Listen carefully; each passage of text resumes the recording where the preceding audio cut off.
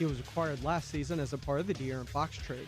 After going 1-2 in the California Summer League, the Spurs are now set to start Las Vegas Summer League action as they open things up against the Philadelphia 76ers tonight at 9. Dylan Harper will miss the game with a minor groin issue, but is expected back for his debut Saturday against the Mavs and number 1 overall pick Cooper Flagg. In other NBA news, the groups for the 2025 Emirates NBA Cup for this season were announced, and the draw for the Spurs will be in Group C in the West with Denver, Golden State, Houston, and Portland. SportsCenter brought to you by Synergenics. Book your appointment at fixmylowt.com. Joe Reinagel. That's the third time in 7 seasons the San Antonio Spurs are the NBA champions. Jason Minix. They go back to big day as Super Bowl champions. Dallas 52, Buffalo 17. It's the Blitz on 94.1 San Antonio Sports Star. It is the Blitz here on 94.1 San Antonio Sports Star. Maybe you're watching on YouTube. You can always subscribe to the San Antonio Sports Star YouTube channel. Comment there. Joe Reinagel still on vacation. I'm Jason Minix on what is billed as this historic Thursday afternoon. Tonight in Las Vegas, the number 1 overall pick in this year's draft against the 55th overall pick last year, Bronny against Cooper Flagg. I mean, watching the hype, seeing the social media, I don't get it. Bronny has earned it. I guess. I guess they got to bill it with somebody. It's Mavericks Lakers, but Bronny James against Cooper Flagg. The funniest part about this whole deal, apparently the Mavericks did not fly the Summer Leaguers private. They went commercial. But Cooper Flagg was able to nab a first-class seat. I know everybody was worried about that. Could you imagine Cooper Flagg trying to get onto a Southwest Airlines? Yeah, sir, you get a C boarding group? Yeah, good luck with that. Of course, he's got the money to upgrade and get A1 if he wanted it, then go get that one first-class seat that they have over the wing with nobody in front. But I did find that interesting that they were making a big deal that they had to fly commercial. You know, there was a time not that long ago that every NBA team flew commercial. As far as the Spurs, they do play tonight. They get the Sixers. No Dylan Harper. No excitement? Maybe? I don't know. The Chupacabra live in Las Vegas?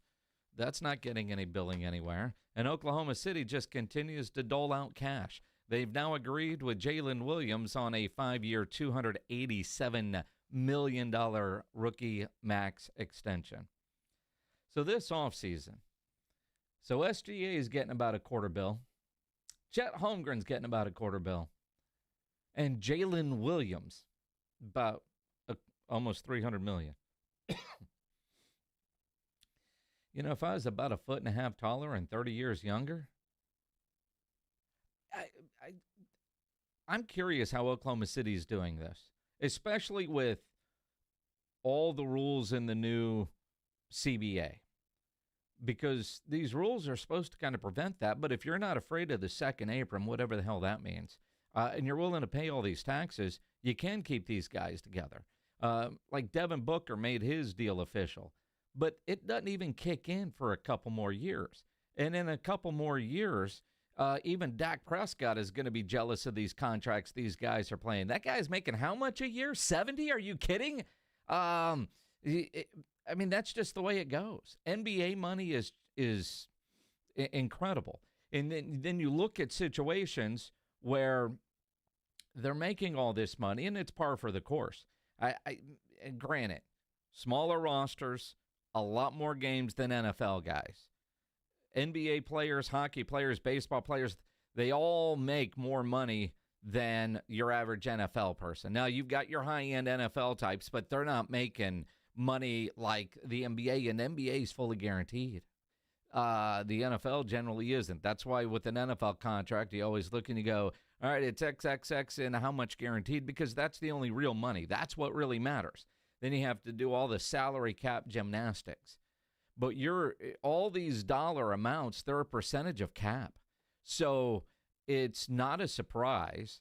And while it will be impossible to do, And I say that because I know I will pick it apart myself. But kind of like with Dak or whatever quarterback that you want to go with, when you're next in the NFL, you're going to get paid. These guys getting paid right now in the NBA, timing is everything. That new TV contract is about to kick in. Salaries are going to explode. And you got a guy like a Tim Duncan or a Manu Ginobili saying, damn, man, if I was a little bit younger, what could I have made? And that's what's nuts, is you got guys on their second contracts, like a Jalen Williams, who will make more over a 5-year period than some Hall of Famers made in their entire career. You look at Dylan Harper, if I believe everything that I read on the internet, and who knows about an Instagram post, but isn't Dylan Harper's rookie contract more than what his pops made the entire time he played? Think about that. At some point, we have to just get past looking at what somebody makes and assigning value based on their salary. Because there's guys in the NBA that make $10 million that you go, is that a $10 million player? In the NBA, it is. But in the NFL, it wouldn't come close to that. But it's all about timing. It always has been about timing, but it just seems like with this new TV deal, it's going to explode. I mean, Cooper Flagg might make $1 billion or close to it in NBA salary before he's 30. And that doesn't include endorsement money. Just the way things are expected to escalate. His age, when you can sign, how you can sign, and it's there. You know, Giannis, and then you come back to team loyalty. Giannis was on a podcast and essentially makes it sound like he wants to stay in Milwaukee. LA, the tax is bad. New York, tax is bad. Yeah. Hell no. A lot of people tried to convince me to go and play there and stuff. Oh, no. No. So you staying in Milwaukee? Probably. Probably. We'll see. Probably. I love Milwaukee. Love Milwaukee. Probably. We'll see. You know, and the dude on the podcast talking about, New York taxes. You know how much your rent is going to be? A lot of us can say, with the money they have, why do they give a damn? And, you know, that's true. Easy for us to spend somebody else's money. But in reality, you look at it and you sit there and you go, man, if he likes Milwaukee, if they can win, you go from there. Oklahoma City, rent's probably fairly inexpensive there. Tornado insurance is probably high, but they have spent $822 million on 3 dudes this offseason, coming off a championship, trying to keep their core together. It's amazing. I still don't know if Giannis is really going to stay in Milwaukee. We'll see what they end up doing. I think he does want to stay there. He's got a sense of loyalty. But all these players, while they might have a sense of loyalty, they realize the team doesn't have to be loyal to them. Ask Luka. It's a business, and Giannis has to make a business decision. Does he want to be comfortable and not win a championship, or does he want to chase championships? You look at LeBron right now, seemingly cold shouldering the Los Angeles Lakers.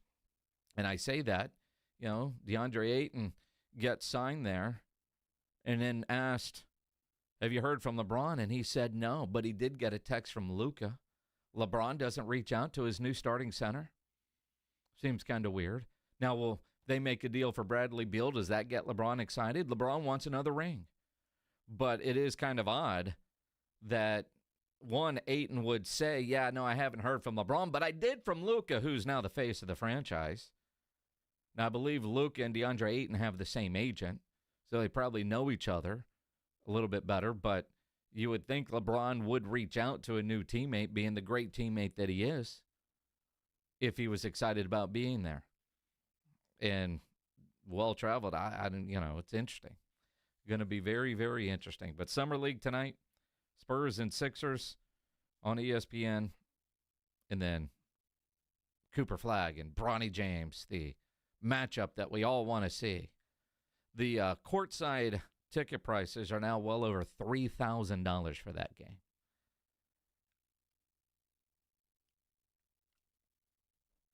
in the building price is about $250 for a summer league game. That's insane. But I'll probably watch tonight. We'll see. I'll probably watch tonight. You'll probably watch tonight. Although I'm less interested in watching the Spurs with no Dylan Harper. I've been watching Quarterback on Netflix. I think I've got 2 episodes left, 2 or 3. Although I got to admit, watching Quarterback on Netflix is really pissing me off. It really is pissing me off. It's a great show. It's Kirk Cousins, Mr. Likeable.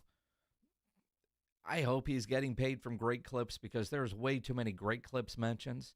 Dude goes in the Great Clips with his program headshot and says, here, can you do this? And they have no idea who he is, or at least they act that way. And Jared Goff, very likable. And Joe Burrow, who is Joe Burrow. But you know what all 3 of those have in common? What, Pledge? They're white? They are all white. They do have that in common. But when you're watching a show like Quarterback, you realize there's, your off-the-field kind of interview stuff, and then your on-the-field highlights. Well, all 3 of those guys kicked the Cowboys' ass last year. So as you're watching Quarterback as a Cowboy fan, you see a lot of their highlights that really, really, really underscores just how piss poor the Cowboys' defense was last year. Now, I was at the Detroit game. Jared Goff, 315 yards, 3 touchdowns, 47-9 win. Kirk Cousins, that dude got benched towards the end of the year, and I'm at the point of Netflix where all that's happening. He threw 3 touchdown passes against the Dallas Cowboys. Atlanta won that game 27-21. Joe Burrow, remember the game where they were the Simpsons and all that kind of stuff? 3 touchdowns, did have an interception, but threw the game winner to Jamar Chase late. Had that weird pump block fumble thing that allowed them to win, but they won that game 27-20. So if you're a Cowboy fan watching Quarterback, be prepared to get a little pissed off because, man, it was everybody. It was Diggs getting burned. It was Bland getting burned. And granted, it's highlight shows, but boy, they had a lot to choose from those 3 games. Now, Texan fan, keep in mind, you Texans fans aren't going to enjoy it either because it's just a reminder of one that got away in which you intercepted Jared Goff 5 times. 5 times last year. I had forgotten this. Worst game he's ever had as a pro. Career high in interceptions. Yet Detroit still won. It's a great show, but it will piss you off. So I don't know. Do I finish it up tonight or do I watch Bronny and Flag and the Spurs game without Dylan Harper? I don't know. Quarterback is good, but yeah, as a Cowboy fan, not really. It is the Blitz here on 94.1 at San Antonio Sports Star. ESPN is grading everybody's offseason. What grades did the Cowboys and the Texans get? We'll dive into that coming up here on 94.1 San Antonio Sports Star.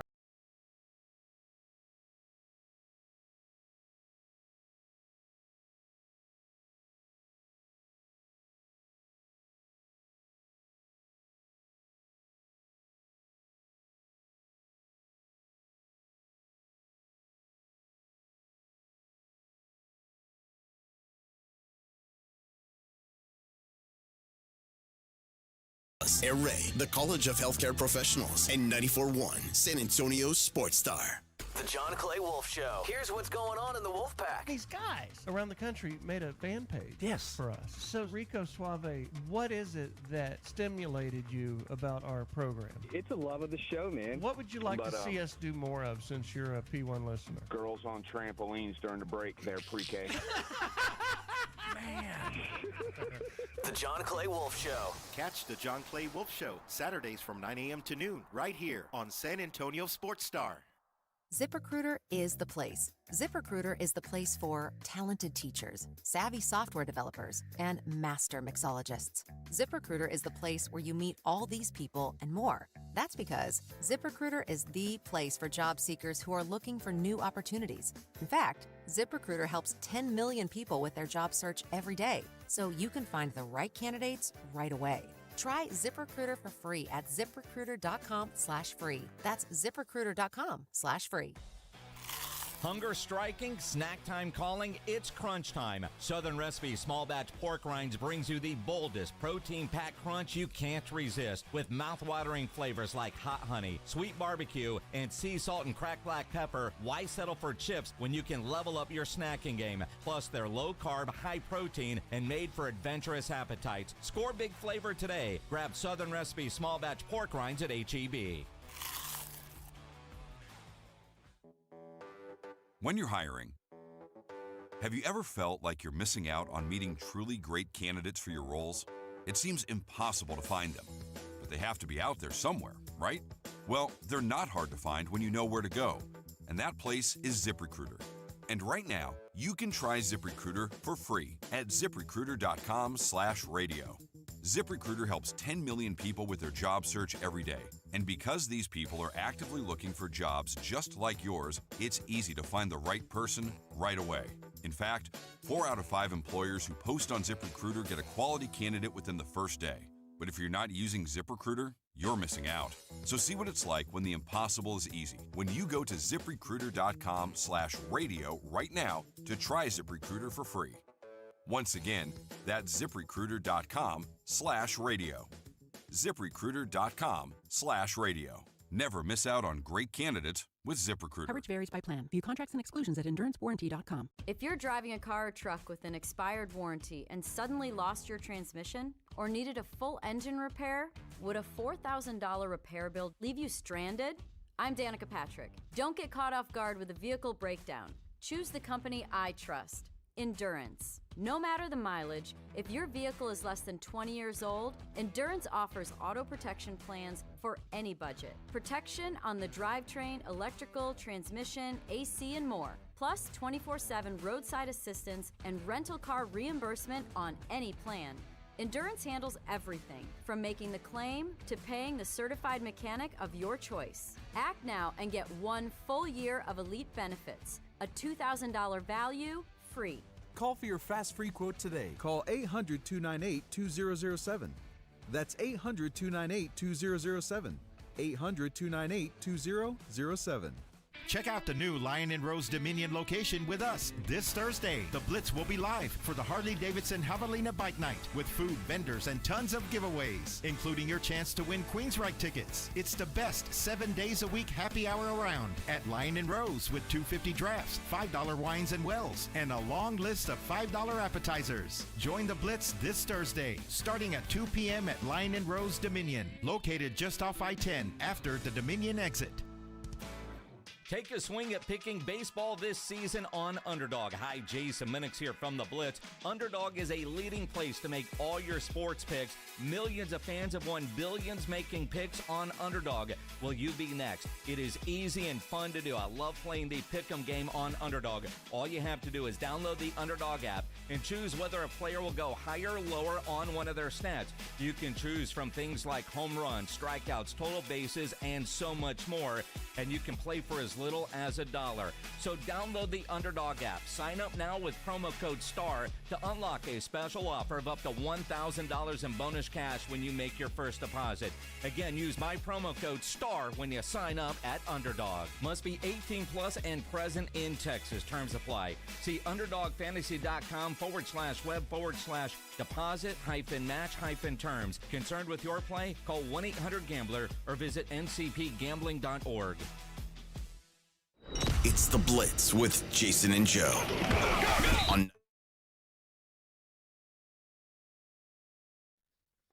Talking about the Netflix series Quarterback, on our YouTube page, Jose asked, do they show Goff's girlfriend?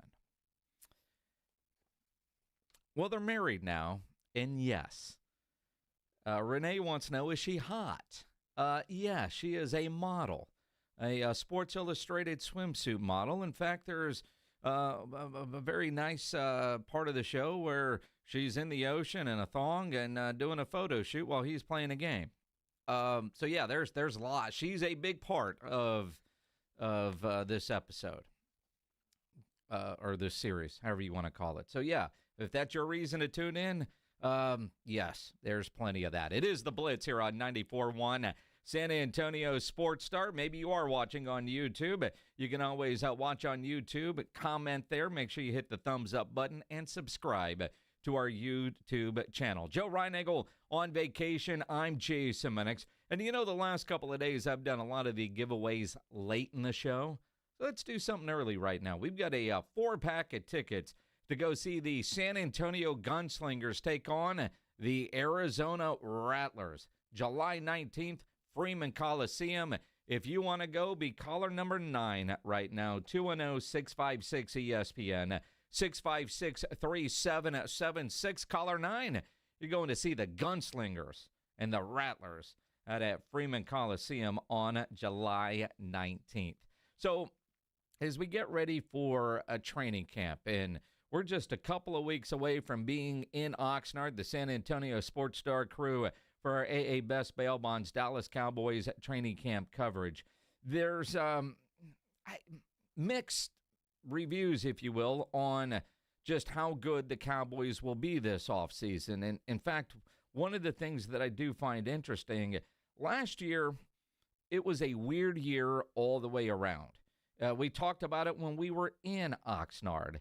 Joseph Hoyt, who is the Cowboys beat writer now for the Dallas Morning News, in an article that he has today, and Joseph Hoyt's going to be on with us tomorrow here on the Blitz, but the city of Oxnard and the Cowboys, they've extended their contract, right? Last year, training camp attendance was about 24,500 over the 17 practices. Now, back in 2017, over 55,000 people had attended practices. So obviously, I mean, and it was a weird year because, you know, quite frankly, they didn't do anything in the offseason, but there has been a steady drop. Some of that is the Rams having success and practicing nearby. But in 2018, it was about 40,000. 2019, 36,000, give or take. And, you know, last year, it wasn't as much. Now, some of that, days and times in which McCarthy would have practices open or closed, but it's because the Cowboys didn't do much in the offseason. If you were to grade the Cowboys offseason last year, they would have got a big old F because they didn't F and do a damn thing last year. At least it felt that way. Well, ESPN this year has their grades out for every team's offseason moves. Now, I like what the Cowboys have done this offseason. I would give them a B. And I know some of you out there listening will roll your eyes because, hell, I'm wearing a Cowboy shirt right now. I'm a fan. As critical as I was last year, objectively, this year, I think they have had a solid offseason. Yet ESPN gives them a grade of a C. Their biggest move, the obvious, George Pickens. Seems like a great move. According to ESPN, the move that they disliked the most was letting Rico walk in exchange for Javonte Williams and Miles Sanders. Now, Rico didn't have a great year. I would like to think, Rico did not have a great year. He ended up with a lot of yards late, but in a 17-game schedule, he did not have a great year. There's a reason he went to Carolina for about $3 million. Nobody was going to overpay that dude. Comparatively, Tony Pollard got, $10 million from Tennessee? Right? Rico, he took what he could get, and that was a backup role with Carolina. I have no problem with the Cowboys letting Rico walk. Basically, you can go find a guy off the street and plug him in and get the same kind of production that you were getting from Rico. Now, Pollard, that's another story. That's one that I think the Cowboys might regret down the road. Javonte Williams, you're banking on him returning to form more than a year removed from that knee injury. Last year, you look at his numbers, and, yeah, they weren't good. And that's what this article points out. Miles Sanders, what's left on the tread on those tires, we'll see. But other than not getting Micah done, they got Osa done. They drafted well. You might look at Tyler Booker and say, well, I mean, that's pretty high pick for a guard. Not sexy, but it was needed. I like the edge rusher they got in the second round, and I'll learn his name at some point while we're in Oxnard. Right now, we'll just call him Donovan. But it is one of those, like, the other moves that the Cowboys made, low risk, high reward. They need to get the Micah Parsons deal done. But in reality, I think the Cowboys have had a pretty good offseason. I would say a B. Now, the hiring of the coach, I wasn't excited at the time, but the more the offseason went, the more I've become excited about what Schottenheimer can do. The dude has won the spring. Can he win in the fall? And that is what remains to be seen. It was not a sexy hire. Hell, their search didn't even seem serious. But the more Schottenheimer held press conferences and the more you hear players talk about Schotty, the more you understand how he won Jerry Jones in the interview, in the room. And again, he's been in the building. Jerry knows him. So, yeah, I mean, do you deduct points for the Cowboys going with a guy that nobody else seemed to want as a head coach? It's not like he was a hot name and there was this bidding process. He doesn't have experience. Jerry called it one of the biggest risks he's taken as owner of the Dallas Cowboys. But to this point, while I was down on the hire, I get it now. He still has to go win. And if he doesn't win, I mean, it's not like he's going to have a long leash like Jason Garrett did.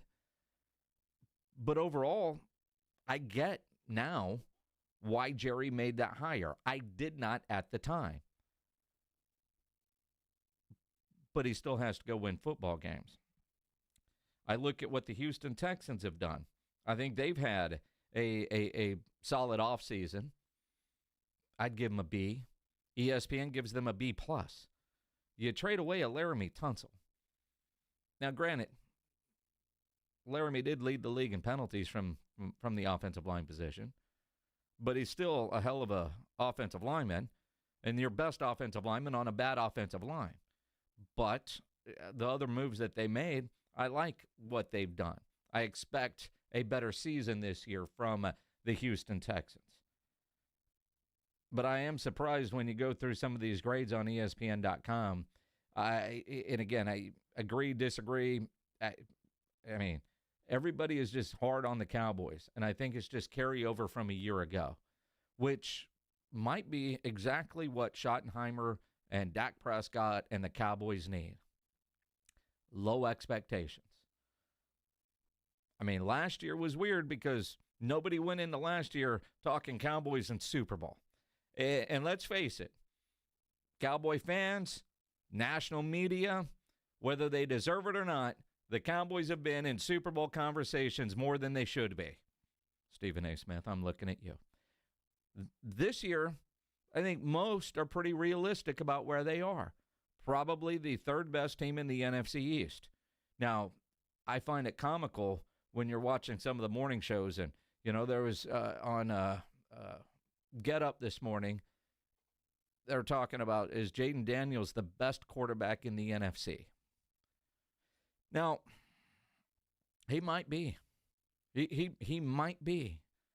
But, man, I always pump the brakes on conversations like that when somebody has a great rookie year. And let's see what year 2 is.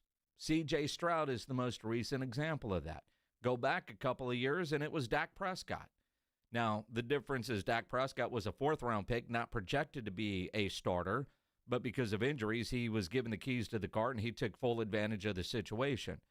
Jaden Daniels has completely changed the Washington organization. And as a Cowboy fan, boy, I mean, sports hate, there's an organization that I don't like. And for the last 20 years, they have been an easy punching bag. There was not a lot to like about that Washington organization. But they get rid of little Danny Snyder. They bring in an ownership group. And now Washington is likable. And as a Cowboy fan, I want to throw up in my mouth as I say that. But Jaden Daniels, the coaching staff, the different things that they're doing, they are likable. Been a long time since you could say something like that. Not that I'm going to root for him, but can Jaden Daniels duplicate the success that he had last year? And look, to say he could be one of the best quarterbacks in the NFC, I mean, Jalen Hurts, he won the Super Bowl last year. But what was the issue with the Eagles last year? When they were having their rough spots, it was the passing game. Well, Saquon Barkley. I don't know, Jared Goff. Again, watching quarterback, you're watching a guy who was in the MVP conversation last year.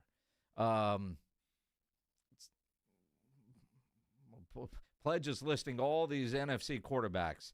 You know, I don't know that I mean, Brock Purdy maybe. I mean, you got Jordan Love, Stafford, Goff. I want to be in the NFC. I mean, you know, as you put that list up there, you know, there might be something too. If Jaden Daniels continues on the track he might be the best quarterback in the NFC. I mean, Matt Stafford is on his way out. Jared Goff has certainly been consistent. Jared Goff probably doesn't get near the credit that he should. But you know what Jared Goff has? He's got that run game. He's got that run game, and he's got a coach that believes in him. But it starts with the run game. They talked about, there was a scene in one of the episodes I was watching last night, Joe Burrow sitting on his couch, watching, of all things, a Lions game. And Joe Burrow was talking about, man, the Lions have it all. They have a great run game. They might have the best run game there is. And that makes everything easier. And I'm looking, all right, and the Cowboys go with Javonte Williams and Miles Sanders. They drafted Jaden Blue. The run game is so important, yet so ignored by so many teams. Could have had Derrick Henry. Interesting stuff. Interesting stuff. Dave Campbell's Texas Football Magazine is out. Came in the mail the other day. I've been going through it. Mike Craven wrote a gazillion articles this year in that magazine. Great college football writer. Mike Craven joins us next here on The Blitz here on 94.1 San Antonio Sports Star. It's the Morning Huddle with A.J. Hoffman and Rob Thompson. Monday on the Morning Huddle, we're flying solo, but there's so much to talk about. Spurs are in the middle of their summer league run. The Cowboys got to do something about Micah. We're going to look at it all and get ready for a fine week of fun. Get here early. The party starts at 6. It's the Morning Huddle with A.J. Hoffman and Rob Thompson. Mornings 6 to 10 on 94.1 San Antonio Sports Star. Circa Million and Circa Survivor are back with a massive $21 million in guaranteed prizes. Circa Million. Pick 5 games against the spread each week. 126 ways to win with $6 million guaranteed. Circa Survivor, 1 pick a week, no point spread. Last the longest to win it all. $15 million guaranteed. Enter in Nevada, play from anywhere. $21 million guaranteed. Visit circasports.com for details. Some people just know they could save hundreds on car insurance by checking Allstate first. Like, you know, to check you have your phone first, before the cab pulls away. Hey, thanks, man. Oh, no, wait, my phone, come back! It's got my boarding pass, credit cards, phone numbers, my life, come back! Checking first is smart. So check Allstate first for a quote that could save you hundreds. You're in good hands with Allstate. Savings vary. Subject to terms, conditions, and availability. Allstate Fire and Casualty Insurance Company and affiliates, Northbrook, Illinois. South Texas summer is no joke. With temperatures in the triple digits, your roof takes a beating. Call Stevens Roofing and Solar at 210-785-0994. They're local, family-owned, and ready to help. Get a free, no-obligation roof inspection from a team that knows South Texas weather. Whether it's commercial or residential, a small repair, or a whole new roof, get peace of mind with Stevens Roofing. Call 210-785-0994 today. Stevens Roofing has you covered. The Gomez Law Firm has been San Antonio's trusted law firm for 50 years. We have Jose with the Gomez Law Firm here with us today. Jose, tell us about the cases you all specialize in. We do ride-sharing cases, we do 18-wheeler cases, work injuries. We will be happy to take a look at and see if we can help. If you or your family have been injured in an accident or hit by a company vehicle, you need to visit joegomezlaw.com. Call the Gomez Law Firm at 736-4040. If you've got a gas-powered engine, keep it running like new at every fill-up. Stable in-season protection is your engine's preventative medicine, cleaning and protecting the entire fuel system in season. In outdoor power equipment, prevent gum and varnish buildup that could cause a rough or non-running engine. For cars and trucks, increase fuel efficiency and power by removing deposits, ensuring your engine's long-term health. Stable outperforms the competition in independent lab testing. So at every fill-up, start with Stable. The Blitz will be live this Thursday at Lion and Rose Dominion for the Harley-Davidson Javelina Bike Night with food, drinks, vendors, and giveaways. It's this Thursday, starting at 2 p.m. at Lion and Rose Dominion, located just off I-10 after the Dominion exit. Oh, by the way, Ivan's no longer on the project. His wife got a new job, so they're moving across the country. Robin's top researcher is deviating to a new market. This isn't standard. And now we're short-staffed. Who's going to finish all these projects? She needs a cluster of new data analysts, and there's no margin for error. I need Indeed. Indeed you do. Put our matching platform to work so you can spend less time searching and more time connecting with talented candidates. Visit Indeed.com/credit and get $75 towards your first sponsored job. Terms and conditions apply. Buyers Barricades is proud to provide traffic control, rental, and sales for work zones and events in the San Antonio area and beyond. Buyers Barricades, the Texas authority in barricade rental. Learn more online at buyersbarricades.com. That's buyersbarricades.com.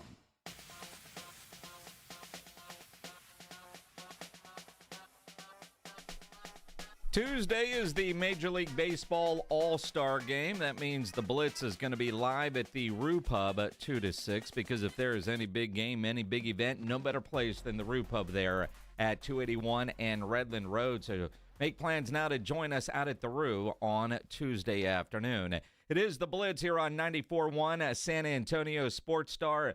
Joe Reinagel on vacation. I'm Jason Minix. And while the All-Star Game is Tuesday, I'm knee-deep in the football because my Dave Campbell's Texas Football Magazine came in the mail the other day. Let's talk about it with Mike Craven, who joins us on the Buyers Barricades guest line, senior writer at Dave Campbell's Texas Football, and fresh off the Big 12 Media Days. I don't know, do you want to start with the magazine or, Mike, what you learned at Big 12 Media Days? Dealer's choice, whatever you want to get into. Well, I mean, the most recent. Let's start Big 12 Media Days. And one thing that I thought was interesting was when the commissioner was doing his opening press conference, he kept asking, and what it appeared to be mainly just college reporters, what they thought of the setup. Was there something going on there? Like he was doing like a survey, like, hey, is everything here nice? Do you like the stage? What was that all about?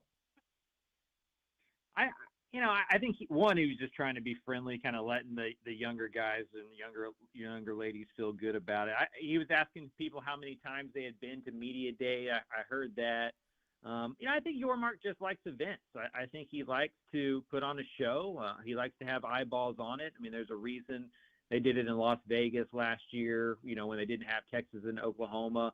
I think there's a reason they try to go first and be the first conference to have these Media Days and kind of get into the spotlight on their own for a couple of days before the SEC and the Big Ten kind of start taking up all the air. So I think that's just part of Yormark's personality. I think he's a showman, and he wants the Big 12 to kind of be, the big top entertaining type league. Mike Craven joining us here on the Blitz on 94.1 at San Antonio Sports Star with all the coaches and certain players that were available to the media. Starting with coaches first. Was there more talk about their teams, do you think, or about the portal, NIL money, and the college football playoff? What was the main topic of conversation? Yeah, probably NIL, just revenue sharing and kind of how you put together a roster. Like now all of these teams have, a varying degree of money. How do they apply them? Do they use an NFL type, pay scale where the quarterback gets this percent and the running back gets this percent? Do they front load it to where, their top 15 or 20 players get all of the money, and maybe the rest of the roster gets a baseline amount. What that means to the locker room if you use it in recruiting. Texas Tech's transfer portal class and just the amount of money that they've spent in the offseason was a big talking point. So true to form, the last few years, it feels like everything except for the football is kind of the main talking points in these things because, you don't get to talk to the coaches for the last couple of months since the end of spring ball, and you kind of want their general thoughts on the state of college football. Well, and also I look at, like I saw one of the interviews Mike Gundy was doing. He's got, 18, 20 players that showed up in June. He's never seen them practice and essentially said, and I'm paraphrasing, I brought them in for a reason. I expect to play them, but we've got to figure out how to turn these guys' individual talents into a team. I mean, that's what's hardest about doing the magazine these days is it's just such a sliding scale of what these rosters will be. And it's not the coaches being coy and playing it low key. It's just the truth. I mean, they don't know what their football team's going to look like until August in a lot of ways. Definitely until June when those guys walk into the door, because you never know. I mean, they're committed to you through the transfer portal, but, what if a bigger payday comes from somewhere else? And so, I think it's harder than ever to get a feel of who the good teams are and who the bad teams are. And that was already true in the Big 12, and I just think the transfer portal has made it muddier and muddier. One of the things that I've been saying for months, and Joey McGuire was on with us several months ago, and a couple times that he's been on since, he uses the landman reference and says, that oil money is real. And the amount of money that they are pumping into that program, I kind of feel like he might have the hottest seat in the country, certainly in the Big 12, because of the revenue, the dollars that are put into that roster. If he's not successful, will it cost him his job and maybe the AD's job? Yet in Dave Campbell's Texas Football Magazine, on your list of coaches on the hot seat, Dave Aranda gets more votes than Joey McGuire. What am I missing with what's happening in Lubbock and the expectations and the accountability that I expect there? Yeah, I mean, I think it's a fair argument to be made that Joey McGuire is under a lot of pressure. I think he's under the most pressure in the state. I don't know if his seat is exactly the hottest, and one of that is just his relationship with Cody Campbell, who's writing the checks. I think they're really close. I think Campbell believes in kind of the culture and the vision McGuire and James Blanchard, the general manager, have for Texas Tech football. And also, he hasn't had the lows that Aranda has had. Aranda's had a 2-win season, a 3-win season, a 6-7, season. And Joe McGuire's posted a winning record in the Big 12 his first 3 years. He's the first coach to do that since the 50s. Texas Tech doesn't have a huge history of winning championships. They played for one, or they were the South co-champion in 2008, but lost that tiebreaker to Oklahoma. They were a co-champion, I think, in like 94 when A&M wasn't eligible, a co-champion in 76 with Houston. Like, they just don't have that history. So I think that they're starting to build new expectations. And if he can win 8, 9, 10 games, I think he comes back for another year for sure. I don't know how bad it would need to get for him to get fired and to not get 26. I mean, maybe we find out. But I think he'd have to miss a bowl to really feel that kind of pressure. Mike Craven joining us here on the Blitz, senior writer for Dave Campbell's Texas Football Magazine. The Bible is out. If you don't get in the mail, find it on the newsstands. It's always great reading. I don't know how many articles you have in this one. Do you keep a tally? But it felt like every article had your byline on it when it came to the great college football coverage. Yeah, I mean, I do 11 of the 13 FBS teams. It's like 45,000 words with the cover story and all that kind of stuff. So I wrote a book a couple of years ago, and it's actually fewer words in that book than there are, usually in the magazine every single year on the college side. So it's a lot. You kind of start doing the research in March. You kind of go around in April and talk to all the coaches, and then do the writing and the editing in May. And then in June, you just kind of hope and pray nothing's changed, since you send it to the printer, and when it gets out, that's kind of the hard part with print these days, especially with the portal like we were talking about earlier. You're trying to take a snapshot of something in May that's still true in July, and that can be a difficult process on the college side. Of all the articles, do you have a favorite? I always enjoy writing the cover story. In today's media landscape, you don't get the chance to write a lot of 2,500 word stories. Everything's kind of 800 words, 1,000 words at the most. If you go beyond that, you kind of risk losing the reader. Our attention spans aren't the same as maybe they once were. So as kind of an old school writer, somebody who enjoys kind of, writing the longer form stories that maybe don't get as many clicks anymore, the magazine kind of gives you a chance to do that. And Steve Sarkisian this year, such an interesting case, right? Kind of a superstar when he was young, just kind of climbs up the ranks near Pete Carroll, and then kind of falls on his face, obviously, at USC and gets fired publicly and kind of has his own personal battles and, kind of gets the 7-win Sark, tag on him early in his career at Washington and USC, and then just kind of, gets a revival like a lot of coaches had under Nick Saban, and now has Texas back going. And so it was a fun story to get to write. He was very interesting to talk to, and I think it turned out pretty well. Yeah, the cover story and the cover Sark, rebuilding Texas his way. When you get the access that you do with a guy like Sark working on an article like that, was there anything during the interview process or the research process that surprised you? Because, like when he's been on with us or a lot of the interviews, it's a lot of coach speak. But I know the amount of time that you can get a little bit more in depth, and maybe the guard comes down a little bit. What was that nugget or two in your time with Sark that maybe surprised you? Maybe the self-awareness. A lot of times these head coaches get to these positions and, they're surrounded by yes men, and they don't exactly kind of get what their reputation is, or maybe what the narrative is about them, or maybe see some flaws or some of the issues they had earlier in their career. And I think Sark was like forced to see that stuff. When you go through such a public firing and, have that kind of egg on your face and have to deal with those personal demons, I think you kind of get to know yourself and get to know what you're about, and some of the good and some of the bad, and have to really face something that maybe others don't as an adult. And so he seems to be somebody who's very comfortable in where he's at. He's comfortable with his past. He talks about it pretty openly. I know he's pretty open with his team about his struggles personally, and how that's made him a better person. And so he was pretty open. He was pretty honest, and I think he has a good understanding of where he was and kind of where he wants to go. And I think that's to Texas's benefit. I think they're really starting to soar, and it's because Sark himself has it kind of figured out on the personal side. Well, and somebody that I know has it figured out on the personal side is Jeff Traylor here at UTSA. The conversations, the interviews you were doing with Jeff as you were preparing the magazine as he gets ready for another season, and I'm got to point out, one of the writers, not named Mike Craven, listed Jeff Traylor as the best FBS coach in the state of Texas. I definitely think there's an argument to be made. Probably the winningest coach in the state of Texas since he got here in 2020. I think UTSA leads the way. They're probably right there with SMU and Texas. What I thought was interesting about sitting down with Traylor, and, I went to UTSA, and I've known Jeff a long time just because I covered high school football forever, and he was such a legend in that space. I think he'd admit that he got maybe a little bit too nice, with the transfer portal and NIL. I think a lot of coaches kind of came to this crossroad of, can we coach the old school way, or will that run off this new generation of players? Maybe we need to coddle them a little bit, maybe back off and not kind of be the old school hard ass that a lot of head coaches can be when they need to be.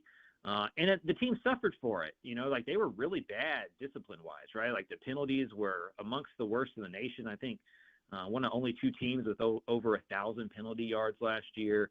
A lot of turnovers, just not, didn't do well in close games. They lose, on the road to Tulsa when they should have won that one, probably the Rice game as well. So just kind of a unstereotypical type Jeff Traylor team. And I think he's kind of reverted back, right? Like, fool me once, shame on me. Fool me twice, you're not going to fool me again. Like, I don't think Traylor is going to do that anymore. I think he's going to coach the team the way he's always coached the team. And, we'll see if the talent's there to win big and compete for the American. But I would imagine they're a lot more buttoned up this year, and that'll be something good to see out of that group. And again, I know, can they win the American is the question here. They've got that big game that they're putting a lot of resources into breaking the attendance record September 6th when Texas State rolls into town. I think we all remember what the Bobcats did to UTSA last year in San Marcos. I don't expect a game like that maybe 2 years ago in the Alamo Dome when it was a one-score game. But there obviously is some pressure on the Roadrunners this year to get back to the winning ways. Yeah, I think so. I mean, they almost missed a bowl game. That would have been the first losing season, I think, for Traylor ever as a head coach. It didn't start well. Ironically, they had probably their biggest win as a program when they beat a ranked team in Memphis. So it's kind of the lows and the highs there. Just, it shows how inconsistent they were.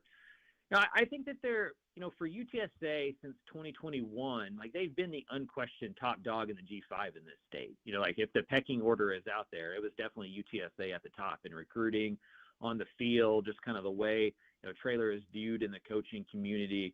And Texas State's rise with G.J. Kinney, who's, a pupil of Traylor's and somebody who used to play for him and who has followed a lot of the same kind of model that Traylor's laid out at UTSA. Like they're moving to the Pac-12. They won last year. They have a lot of interest. They're a big university with a lot of alumni, and they're starting to tap into that more. And that's a threat, right? Like UTSA recruits against Texas State. They play on the field against Texas State. They're close to each other. It's a rivalry. UTSA's dominated for that for so long that I do think it's concerning. I mean, concerning may be a strong word, but I do think it's becoming more and more even than it's ever been, and that's something that UTSA wants to kind of quell if they're able to on September 6th, like you mentioned.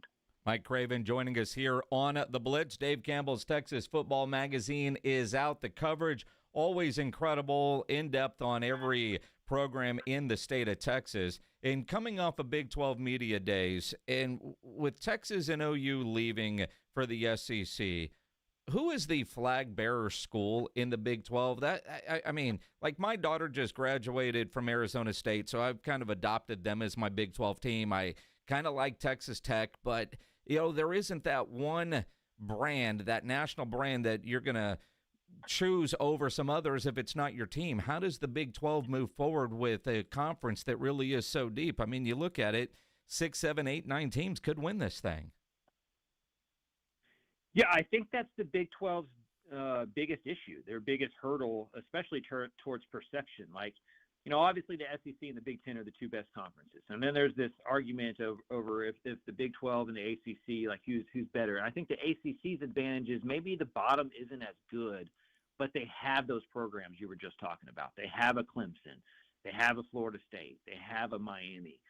The Big 12 lacks a national brand. Like, I think that's why it's so important that this Texas Tech experiment works. Like, they need somebody to separate themselves and to become a team that year in and year out can be the villain. Like, you either are watching Texas Tech to root for them, or you're watching Texas Tech to lose because they're spending so much money and you don't like the way that they're going about it. Like, it's okay to have that. The Big 12 without Texas, and to a lesser extent without Oklahoma, doesn't have that villain, doesn't have the fan base that you can kind of rally around to root against. And so I would think it right now it's Kansas State, but that doesn't move a lot of the needle nationally. I think if somebody like Texas Tech or TCU, Arizona State, as you mentioned, one of those schools in kind of a bigger market, if they can, with a lot of people that went to their school, like if they can ascend to a 10, 11 win team year in, year out, I think that would be very good for the conference. So I just don't know if it can happen because it's just so even. It's like we want the parity, but I think the parity may hurt that conference in terms of getting multiple teams in and year out. When you talk about multiple teams in, as knee-deep as you are in college football, Mike, of all the different playoff model suggestions, and we know the Big 12 is pushing the 5+11 model, what model does Mike Craven think would be the best for college football? Not a particular conference, but college football in general. If it was up to me, we'd only do 8. We'd still have kind of the Pac-12, and we'd just do, 6 conference champions, and 2 at-large bids with one being a G5. But I think that one's flown the coop. Like it's going to grow to 16 because as revenue share grows and grows, they need more inventory, and the only way to get more inventory is to add the games. And so it is going to get to 16. I think in theory, the 4-4-2-2 is probably the best for everyone, especially if you can cap the SEC and the Big Ten at 4. But I get why the Big 12 and the ACC can't agree to that, because then you're signing over you're making yourself less than. You're admitting that you're half as good as the SEC and the Big Ten. So you can't do that. And so I do think it'll be the 5-11 model, which I'm fine at. I guess I'm one of those, probably in the minority that feels like the expanded playoff has kind of diluted what the regular season is. And I'm an old school purist that enjoys that the game in October can make or break your season. And we're kind of losing more of that. I'm not excited to see a 4-loss SEC team be the 16 seed eventually when that happens. And so I would love for it to shrink, but I know that it's going to grow. See, I'm with you. I don't want college basketball, and they're talking about expanding the tournament now to, 76 teams. I like the regular season to matter the way it does, and I don't want college football to turn into college basketball where, like you said, a 3-4 loss team can still get in the playoffs. I can argue the 9th team getting screwed. It's hard to argue the 17th or 18th team getting screwed. Yes. Yeah, I mean, there was too many teams in it last year. The SMU story was great. I covered it. It was awesome. But they weren't winning the national championship. Indiana wasn't winning the national championship. Maybe it's getting better and better. I think the reason to root for a Texas Tech is because it's evening out the talent. When's the last time a 5-star offensive tackle didn't go to Ohio State or Texas when those were, 2 of their top 3 schools? But as it is right now, there's never 12 teams that can win a national championship, much less 16. And if the point is to find the national champion, the regular season is what weeds them out. And if, Alabama is up in arms about missing the playoff, if you lose to Oklahoma on the road as a 6-6 team, you lose to Vanderbilt on the road, you've already not won it. You've already not qualified yourself for the national championship. And just the bigger it gets, the more teams like that are going to get the chance to be in it. And I think it's just going to lead to more kind of national champions who were hot at the right time and maybe not the best team overall. Yeah, very, very true. Follow Mike Craven on Twitter @CravenMike and go get Dave Campbell's Texas Football Magazine. It's got a lot of words written there that you need to go read. Mike, always appreciate it, man. We'll catch up soon. Okay, appreciate you, sir. Have a good one. Good stuff. Mike Craven on the Buyers Barricades guest line, where they provide traffic control, rental, and sales for San Antonio and beyond, online at buyersbarricades.com. And again, the Dave Campbell's is out. That is the Bible. Football season is right around the corner, and you also know football season is around the corner when Circa Las Vegas is doing their Ultimate Contest weekend. And the Blitz is going to be there again this year. August 21st and 22nd, that's a Thursday and Friday. Joe and I will be live at Circa Las Vegas. And, of course, we're going to stay through the weekend. And you can join us out there for the Ultimate Contest weekend. Discounted rooms at Circa and at the D. Promo code BLITZ. Or you can go to sasportstar.com, click on the little link there, and it will take you to the page that already has the promo code applied there. It's a 20% discount on your rooms there at Circa Las Vegas. So join us in Las Vegas in August. Go to sasportstar.com for more details. When you think San Antonio sports, think 94.1 San Antonio Sports Star. Your home for the Cowboys. KTFM Floresville and sasportstar.com. ZipRecruiter is the place. ZipRecruiter is the place for talented teachers, savvy software developers, and master mixologists. ZipRecruiter is the place where you meet all these people and more. That's because ZipRecruiter is the place for job seekers who are looking for new opportunities. In fact, ZipRecruiter helps 10 million people with their job search every day, so you can find the right candidates right away. Try ZipRecruiter for free at ZipRecruiter.com/free. That's ZipRecruiter.com/free. Hi, Dr. Damaso Oliva Jr. here, candidate for Rayfail 77. I invite you to join us for the 170 Grander Poker Tournament on Saturday, August 2nd. Proudly sponsored by Thomas J. Henry and benefiting the Rayfail 77 Scholarship Fund. We're putting $170,000 on the table, and it could be yours. The top women's and men's finishers each win $50,000. Register now at TexasHold'emSA.com. This is the story of the one. As a safety manager at a manufacturing plant, he does everything he can to keep his coworkers safe. From finding ways to reduce risks to keeping safety supplies in stock. And for that, he relies on Grainger. Grainger offers a broad range of quality products and next-day delivery, so he can always play it safe. Call 1-800-GRAINGER, click Grainger.com, or just stop by. Grainger, for the ones who get it done. When you bundle renters and auto with Progressive, you can save while protecting your most valuable possessions, like your priceless vinyl collection. Sure, you sleep on a futon because the money most people would have spent on a bed you spent on more records. But forget the fact that you can stream just about any song ever created for a few dollars a month. No, you need to listen to music in the most difficult way possible. So go ahead and get Progressive so you can save while protecting the things that matter to you. Progressive Casualty Insurance Company and affiliates and other insurers. Not available in all states or situations. If you need to hire, it seems like the whole process can be exhausting.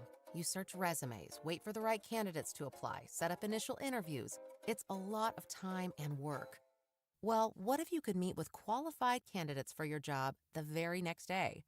Now you can with Zip Intro from ZipRecruiter. And right now, you can try it for free at ZipRecruiter.com/radio. Zip Intro is super easy to use. You simply pick a time, and it does all the work of finding and scheduling qualified candidates for you. Then you can choose who you want to talk to and meet with great people on back-to-back video calls as soon as the next day. Best of all, you save time and energy. Try Zip Intro for free right now at this exclusive web address, ZipRecruiter.com/radio. Zip Intro. Post jobs today, talk to qualified candidates tomorrow. Once again, go to ZipRecruiter.com/radio to try it for free. That's ZipRecruiter.com/radio. By texting 64,000, you agree to receive recurring automated marketing messages from Real Success. Message and data rates may apply. No purchase required. Terms apply. Available at OurRealSuccess.com.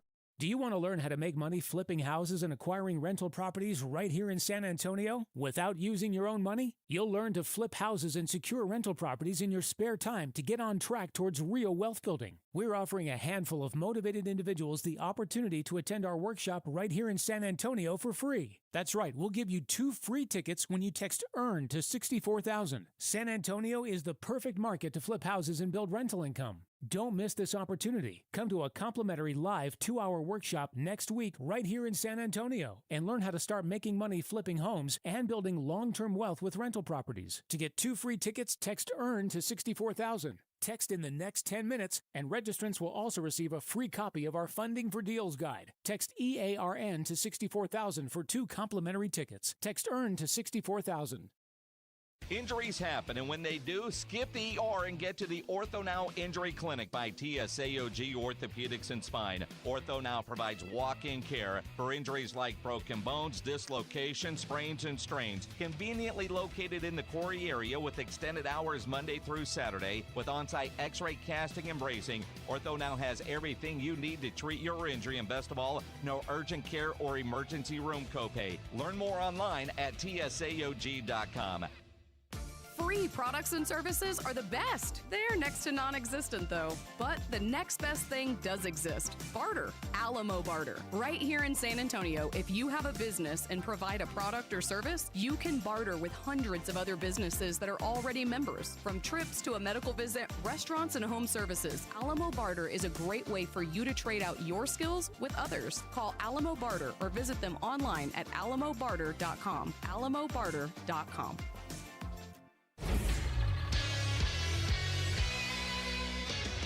After going 1-2 in the California Summer League, the Spurs are now set to start Las Vegas Summer League action as they open things up against the Philadelphia 76ers tonight at 9. Dylan Harper will miss the game with a minor groin issue, but is expected back for his debut Saturday against the Mavs and number 1 overall pick Cooper Flagg. In other Spurs news, they're bringing back guard Jordan McLaughlin on a 1-year, $3 million deal. He was acquired last season as a part of the Deion Fox trade. Finally, in Major League Baseball, Astros third baseman Isaac Paredes was named an All-Star reserve, replacing Guardians' Jose Ramirez for the upcoming MLB All-Star game on Tuesday in Atlanta. Joe Reinagel. And for the 3rd time in 7 seasons, the San Antonio Spurs are the NBA champions. Jason Minix. They go back to big day as Super Bowl champions. Dallas 52, Buffalo 17.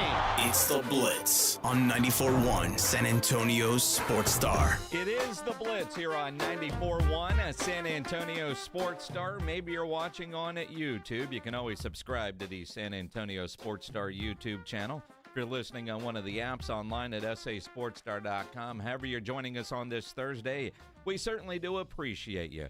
Joe Reinagel on vacation. I'm Jason Minix. Glad to have you along here on a Thursday afternoon. Lots going on today. We'll talk coming up in a bit with Jeff McDonald From the San Antonio Express News, he was in the California part of the Spurs Summer League. Get his thoughts on the offseason to this point.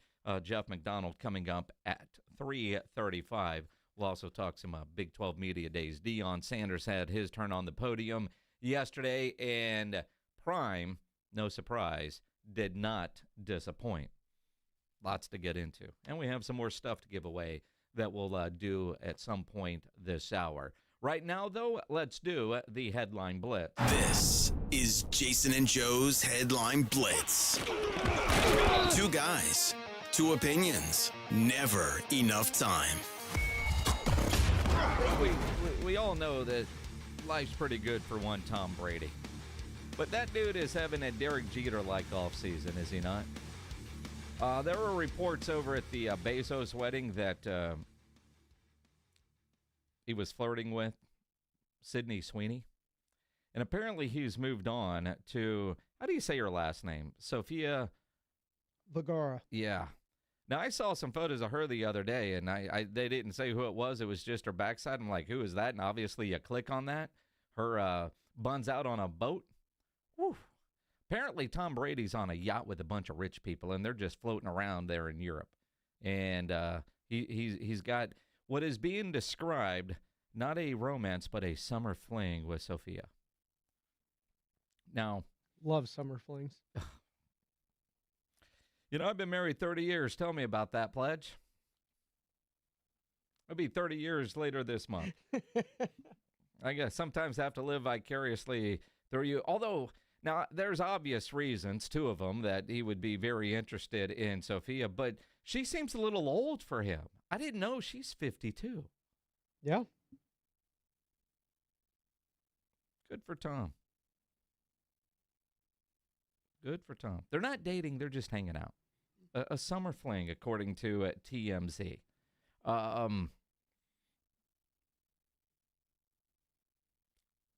They're on a super yacht. Now, get this. And who knows where this super yacht's going. It started in Rome, and they're going to say it's a couple of days, but on this yacht, you got Martha Stewart, Kendall Jenner, Naomi Campbell, Kate Hudson, Tessa Thompson, Irina Shayk, who apparently Tom used to date. They left out of Rome, and it all started when Tom moved his seat at dinner next to Sophia's, and she's posting pictures. We'll see. Mm-hmm.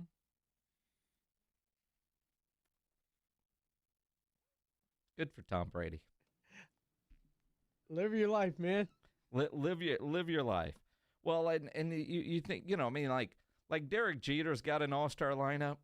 Yeah, he does. So does Tom Brady. And let's face it, Tom can get whoever he wants. And has. And has. I mean, I'll never forget one time talking with then Patriots clipboard holding third string quarterback Cliff Kingsbury. When he was with the Patriots, and Cliff has no issues in that department, but he was like, yeah, Tom Brady scraps are better than what I could do. And then you just realize, yeah, some dudes. Who knows? Good for Tom.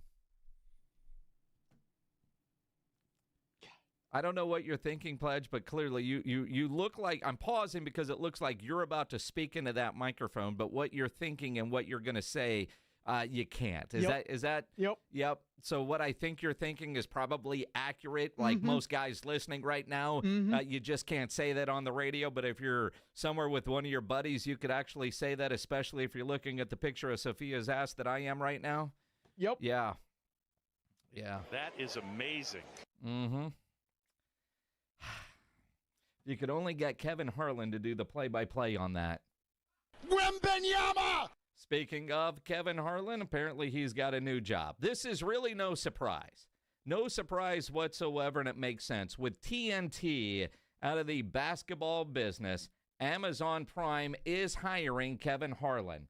They've also announced, or it's being reported, they haven't officially announced anything yet, but not only will Kevin Harlan join the Amazon Prime NBA coverage, so will Brent Barry. Brent Barry, who was great on TNT, love Brent, but then he started working for some teams and couldn't do broadcasting. Apparently that's over, and he's now working for teams. But Brent Barry's going to be an analyst, and so is Steph's dad, Del Curry, according to reports. The Prime roster already includes Ian Eagle, Taylor Rooks, Stan Van Gundy, Dwayne Wade, Steve Nash, and Dirk. Blake Griffin is also a part of it. One of the things that I find interesting, I don't know if I'm a fan of this or not. I want to see how this is going to work. But according to The Athletic, Amazon's coverage is going to be a mix and match of play-by-play announcers and game analysts, as opposed to sticking to one set of broadcast teams. I kind of like that, but I don't know. That, to me, is interesting. Now, I look at, because broadcast teams matter. Now, we're going to watch games because they're on. And I don't want to say broadcasters don't matter, but nobody's tuning into the game because a particular broadcaster is calling it. But there are broadcasters out there that if they're doing the game, that is a big game, right? It's like Tom Brady and all the money he's making for Fox. And because of some recent text messages he had with Patrick Mahomes, the whole should Tom be a broadcaster and NFL owner? Is there a conflict of interest conversation got started again? Tom Brady is Tom Brady. Can he call games? But he's got some restrictions on his ability inside of a building because he's also part owner of the Raiders. If they replace Tom, nobody's going to miss him in the booth, right?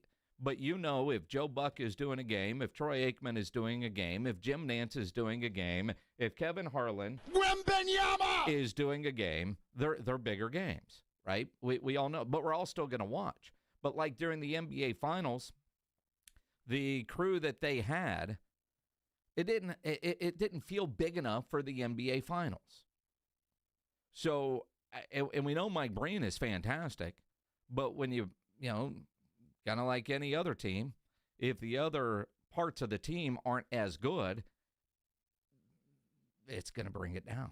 So if Kevin Harlan and Brent Barry are doing a game, I know I'm going to be highly entertained. Does Ian Eagle's personality mesh with Brent Barry's personality? Ian Eagle and Del Curry, with some of this stuff I've seen Del do before. D. Wade doing some games. I know Stan Van Gundy's good. I don't know how good Dirk is going to be. It'll be interesting. Blake Griffin is a funny dude. He's tried to do stand-up. But I don't know if I want to see the same pair going through or this mix match. I wonder if they'll kind of figure out what's testing well, what sounds good, and then come up with an A team and a B team as opposed to here's your random assignment and let's go. Because I know when you work with other people, you got to learn them, and there's got to be chemistry in the booth. That's just part of it. On a local level, Nick Solis and I doing high school football, we get to the All-Star game and we bring in Danny Closa, and I've worked with Danny enough. I know how that works, but you just got to make sure that there's chemistry there. Interesting. I was at Red Rocks last Friday, July 4th, for a concert. It was fantastic. Then I see in the news this photo that scares the hell out of me. A black bear was rolling up at Red Rocks, and apparently there were two of them, but the photo only shows one. But the article says there were two black bear. There's people in line to get into their Tuesday event, their concert. I don't even know what show it was, but holy crap. It looked like a small black bear. You could have taken it. Does it? No, I couldn't have. It's a black bear. Now, by all accounts, Red Rocks is a great place. If I'm a bear, I want to go see a show there too. Now that I've been to a show at Red Rocks, I can't wait to go back. It was phenomenal. Talk about a bucket list venue that lived up to the hype. When we got there, because you get there a little bit early, and you can kind of tailgate there. And so we were tailgating, and there was a sign right where we were that said, stay on the path because of rattlesnakes. Now, I'm from Texas. All right, cool. Black bear? I'm not sure what I would have done if I would have seen a black bear rolling down the sidewalk getting into Red Rock. Yeah, they're it depends on how close it was. I know what you would have done. It depends on how close it was. I don't know if I'd have fully soiled myself, but there would have been a little dribble. I can promise you that. I mean, those people are just standing in line. Like, did they not see the black bear? Or if you're from Colorado, you're just used to it. No, it's tiny. They all think they can take it, too. You say tiny, it's as big as the fence. It's a small black bear. Small black bear. I mean, what do you figure? That fence is probably 3 feet, 4 feet. It's on all fours. It stands up. It's taller than you. Yeah, but so what you got to do is you got to give it the old RKO. That way, once it's there, you pick it up and drop it into the tombstone pile driver, leave you alone. Yeah, you're crazy. Now, those people are, I mean, that's that line, and I've only been to Red Rocks for a show once, and it was last Friday.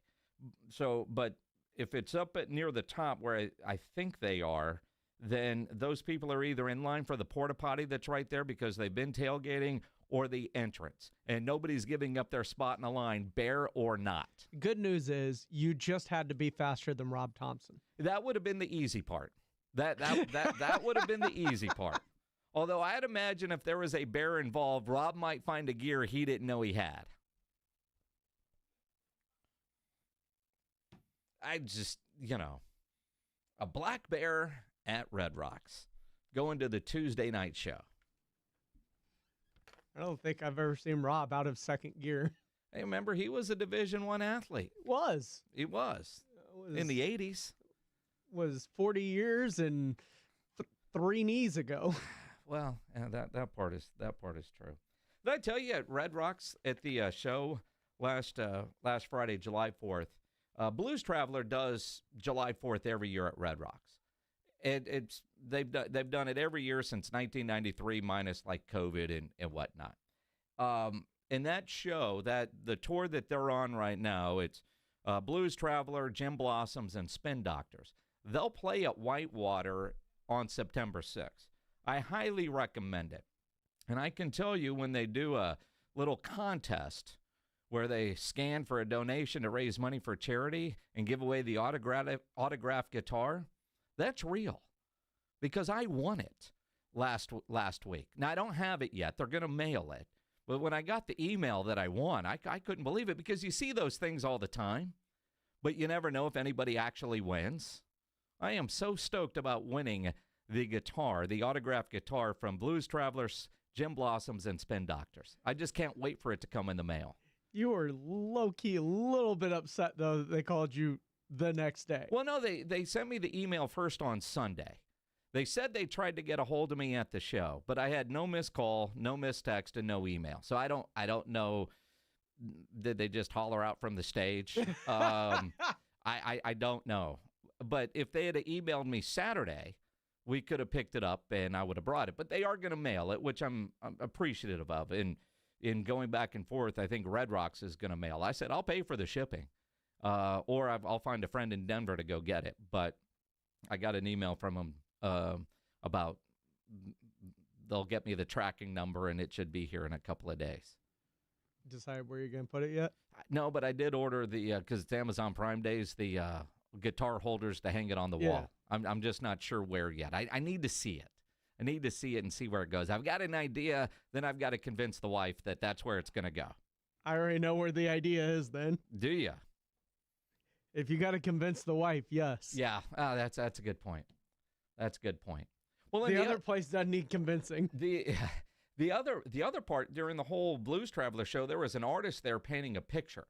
He started it and finished it during the concert, which is phenomenal, right? And I was in the fourth row, so he was I don't want to say right in front of me, but I was in the fourth row and he was right in front of me, like not me to you, but you get the idea. And but I have no idea what they do with that, because I had a bid on that too, because I was feeling good in Colorado. I had a bid on a lot of things. I don't know, but I can't wait for that guitar to get here. It is the Blitz here on 94.1 at San Antonio Sports Star.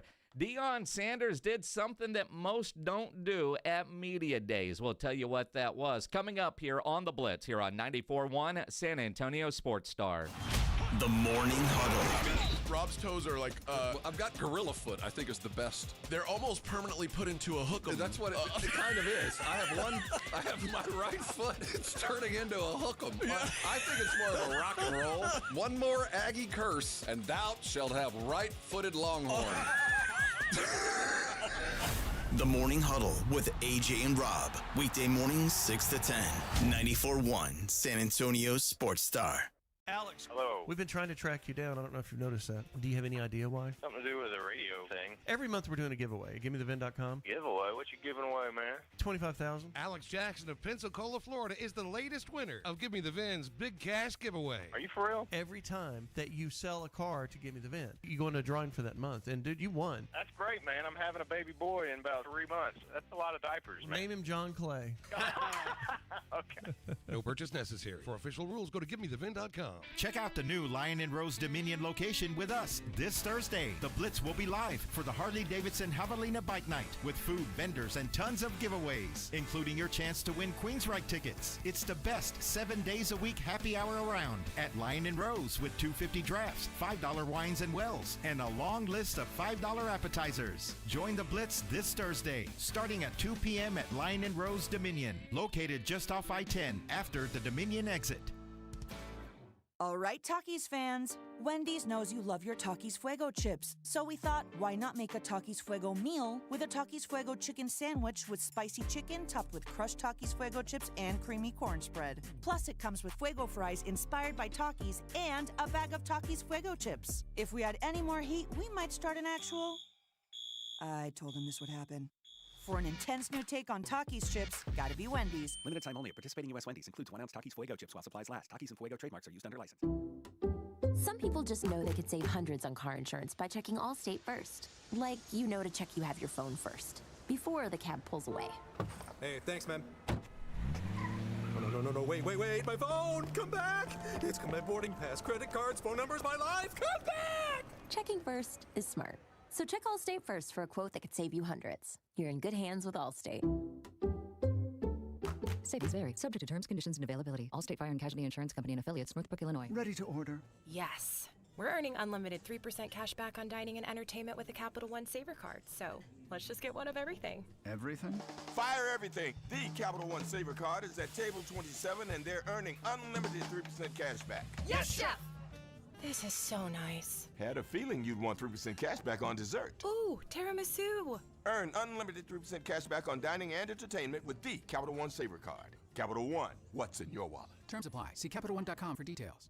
We're definitely going to be late to the concert. I feel like we should be there by now. I'm just taking a little detour. I gotta fill up my gas tank, and I know this place a couple towns over where the gas is cheaper. Are you serious? We're gonna be late for the concert because you're driving out of the way for cheaper gas? Just use Upside. What's Upside? Upside is the free cashback app that gets you real cash back for every gallon of gas you buy. Wait, I can get cash back just for buying the gas I need anyway? Yes, I use it all the time, and I've made around $200. Now pull over so you can download the Upside app before we miss the concert. Download the free Upside app now to earn cash back every time you buy gas. Use promo code GROW25 to get an extra 25 cents per gallon on your first tank. You can cash out anytime, right to your bank, PayPal, or as a gift card for Amazon and other brands. Just download the free Upside app and use promo code GROW25 for a 25 cents per gallon bonus on your first tank. That's code GROW25 for a 25 cents per gallon bonus. That's code GROW25. Member Week is here at Lowe's. Don't miss your chance to get up to 40% off hundreds of items like paint, faucets, vanities, doors, and more. Shop our exclusive deals happening in-store and online now through July 18th. Not a member? Join My Lowe's Pro Rewards for free today and get ready to save more. Lowe's, we help, you save. Loyalty program subject to terms and conditions. Details at Lowe's.com/terms. Subject to change. Guys, it's summertime. Carbox got you covered with summertime beers. Whether it's the Love Street Blonde Kolsch Ale, the Rhubarb, which is their latest Fun Series beer, or a Ziegenbach, Crawford Bach, whatever you're looking for, there's something for everybody's taste in Carbox lineup. Check them out at all your local stores. George gets justice. At George Salinas Injury Lawyers, we don't just represent crash victims, we fight for them. When an accident impacts your life, my team and I are committed to obtaining the justice you deserve. We approach every case with dedication because each one is personal to us. Our promise, no payment unless we win. Call 210-225-0909 or visit getgeorge.com. George gets justice. Getgeorge.com. Listen to 94.1 San Antonio Sports Star on your Amazon or Google smart speaker and just say, Alexa, play 94.1 San Antonio Sports Star.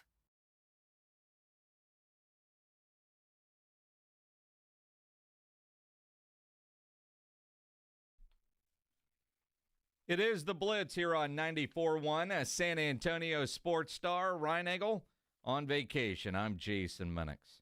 You know, Big 12 Media Days wrapped up, and the Big 12 obviously trying to do what they can to get the national spotlight, right? I mean, they're the only ones doing media days this week. Some are next week, and then some in the 20s in the month of July. Big 12 knows if they want to get the attention, they need to do it when nobody else is doing it, so they go early. And I get that. This is a world where you're fighting for space, you're fighting for attention, you're fighting for clicks, and if you're the only one doing something, everybody's going to show up. If some of the national outlets had to choose, well, do we go to ACC or whatever, Big 10 Media Days? Guess where they're going? Probably not to Dallas. UTSA and the American, they're in a couple of weeks in North Carolina, I think. Fans are welcome to that one. I saw an email about that. But, I mean, again, Big 12, they want the spotlight. They adjusted their calendar. They were able to get the spotlight. And they knew probably the biggest star is Deion Sanders. He went last. So nobody was leaving early because everybody wanted to be there for prime. And he did not disappoint. But Colorado did do something that you rarely see at these media days. It's always the head coach and a couple, three players. If you've got a stud quarterback, it's that person.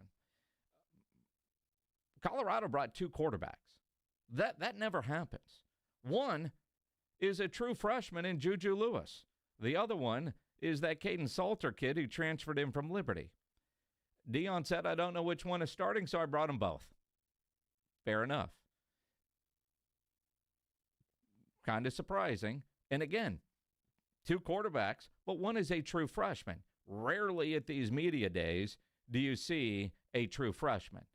Can they handle the spotlight that comes with media day? And I say that because they do podium, they do several one-on-one interviews, they do group interviews, all the different outlets and the different websites, everybody getting their one-on-one. So a lot of opportunity for somebody that isn't polished in working with the media to slip up, say something they probably shouldn't say.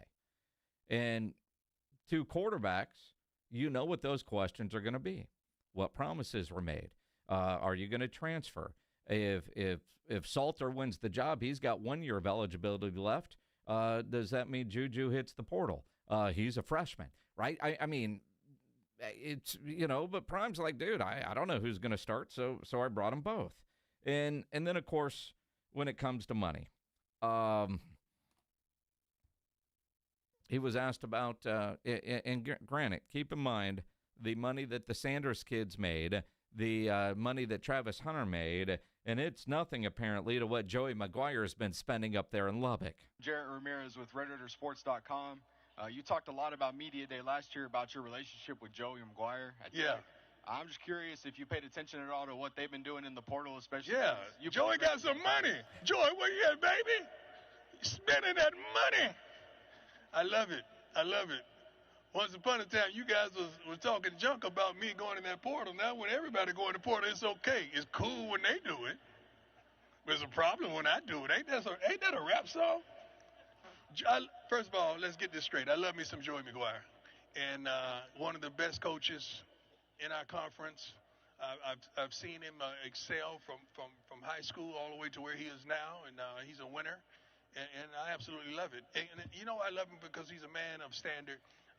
We played there last year, and we was getting bombarded by them tortillas. I don't know how to say it. Somebody say it. Tortillas. We was getting bombarded by that. You've been in Texas long enough. Told him to stop throwing at us, or it's going to be some consequences. And I love that. And I love Joey. Joey, I know you're out there, baby. I love you, man. I appreciate you. Can you send, a few of those dollars to us so we can get some of those players, too? Mm-hmm. And then Sanders says, you know what we really need? A salary cap. I wish it was a cap. Like the top of the line player makes this. And if you're not that type of guy, you're not going to make that. That's what the NFL does. So the problem is you got a guy that's not that darn good, but he could go to another school and they give him $500,000, and you can't compete with that. That don't make sense. And you're talking about equality, not equality, like equal. I guess it's equality. And all you have to do is look at the playoffs and see what those teams spent.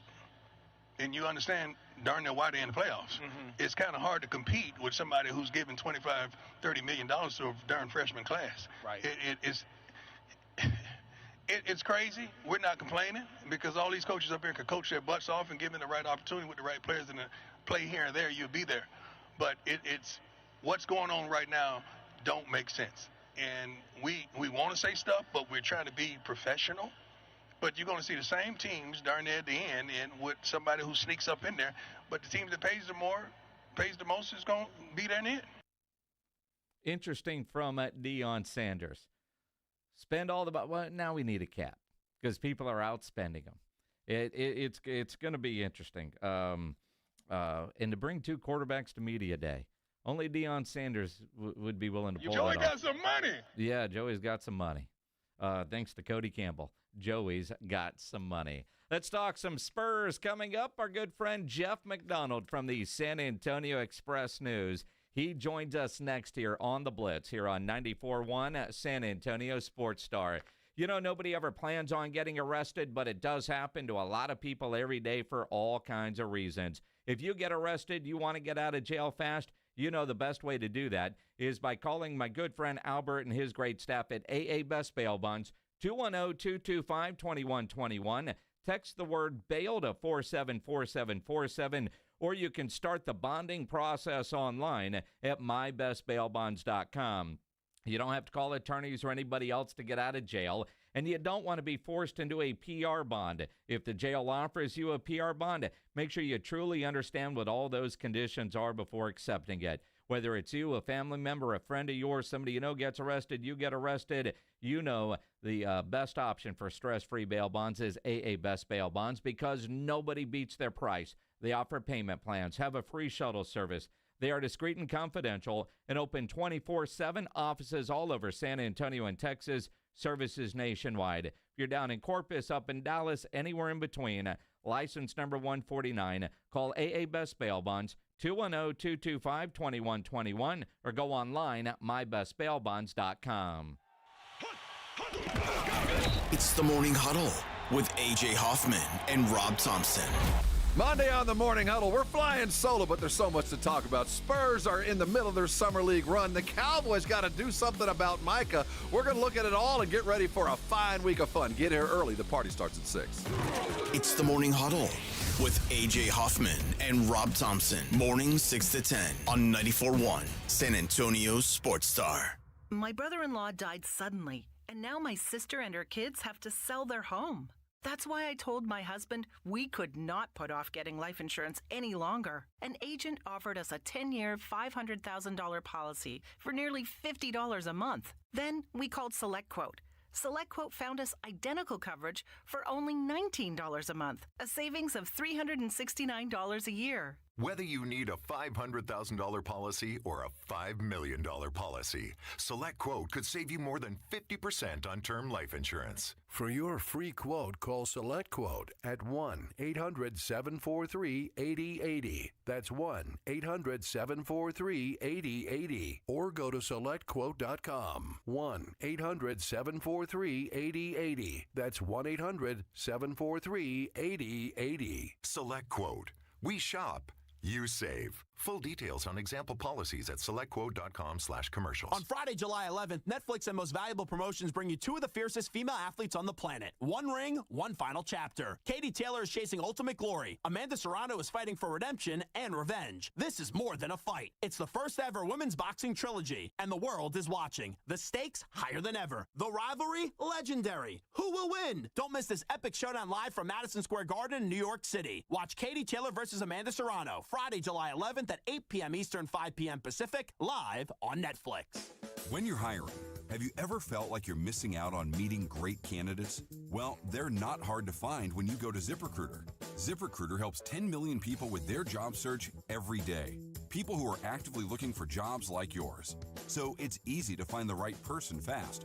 4 out of 5 employers who post on ZipRecruiter get a quality candidate within the first day. Try ZipRecruiter for free at ZipRecruiter.com/free. That's ZipRecruiter.com/free. When you bundle renters and auto with Progressive, you can save while protecting your most valuable possessions, like your priceless vinyl collection.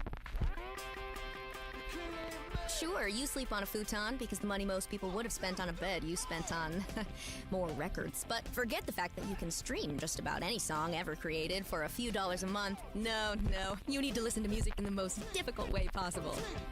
So go ahead and get Progressive so you can save while protecting the things that matter to you. Progressive Casualty Insurance Company and affiliates and other insurers. Not available in all states or situations. By texting 64000, you agree to receive recurring automated marketing messages from Real Success. Message and data rates may apply. No purchase required. Terms apply. Available at ourrealsuccess.com. Do you want to learn how to make money flipping houses and acquiring rental properties right here in San Antonio without using your own money? You'll learn to flip houses and secure rental properties in your spare time to get on track towards real wealth building. We're offering a handful of motivated individuals the opportunity to attend our workshop right here in San Antonio for free. That's right, we'll give you 2 free tickets when you text EARN to 64,000. San Antonio is the perfect market to flip houses and build rental income. Don't miss this opportunity. Come to a complimentary live 2-hour workshop next week right here in San Antonio and learn how to start making money flipping homes and building long-term wealth with rental properties. To get 2 free tickets, text EARN to 64,000. Text in the next 10 minutes, and registrants will also receive a free copy of our Funding for Deals guide. Text EARN to 64,000 for 2 complimentary tickets. Text EARN to 64,000. 94.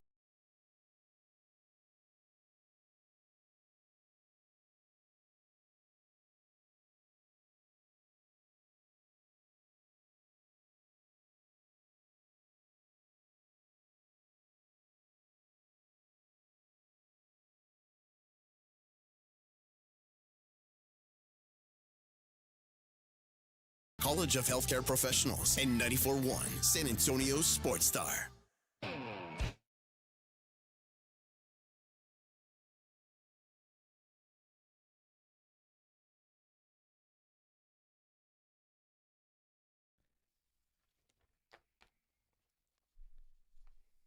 You know, if that music's playing, that means there's one guy coming up next here on the Blitz on 94.1 at San Antonio Sports Star.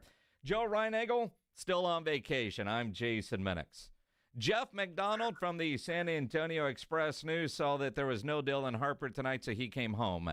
No Summer League action for him, so he's joining us now in the Buyers Barricades guest line.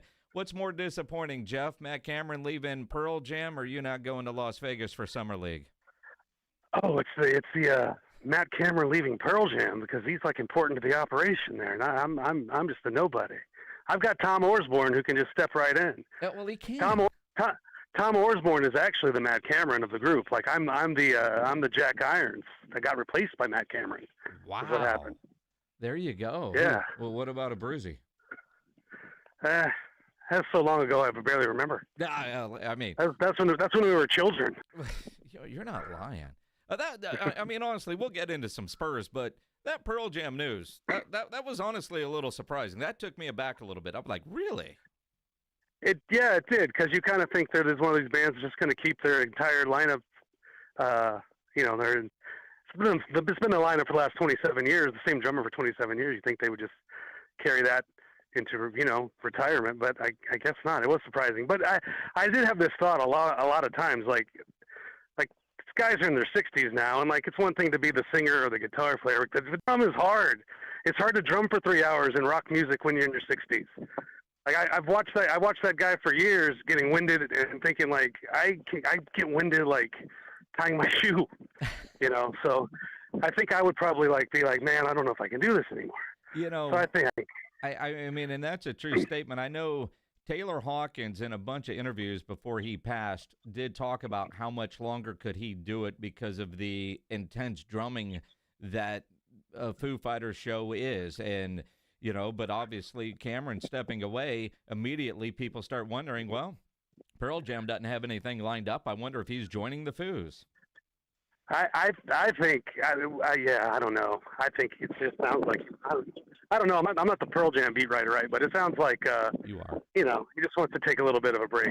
But I think of it as like a sports team. Like you talk about who they're going to get to replace Matt Cameron. I think you got to go younger in that spot now. It's like the Spurs when they had to get younger. Like Pearl Jam's got to get a little younger in that spot. Everyone wants some old guys. I think you got to go. I'm not mean like a 20-something, but like a little. Because, like I said, that gig takes some stamina. It's a young man's game, man. So they got to go younger there. Yeah, I agree with you. And again, a sports analogy is right. It's one thing to replace a drummer or a guitar player. Your bass player, they're interchangeable. But your singer is tough to replace, and I think the next toughest to replace is the drummer because they keep the beat of the entire band. And you can use a great sports analogy in trying to come up with that. Well, I was thinking of this story the other day as I saw several years ago, probably 5, 6, 7, somewhere in there. I saw Stone Temple Pilots in Dallas at the amphitheater there at that Fair Park, and they had obviously they don't have Scott Weiland anymore. They had a new singer, and I thought it was just blasphemy. I was complaining. I was going with some friends. Didn't really want. I was kind of thought this is terrible. We can't do this. This is blasphemy. This is going to be horrible. You can't go see Stone Temple Pilots with just some singer doing a Scott Weiland impression. Like, we can't do this. This is wrong. And I swear to goodness, the first 3 chords of Wicked Garden, I was in. I'm like, yeah, this is great.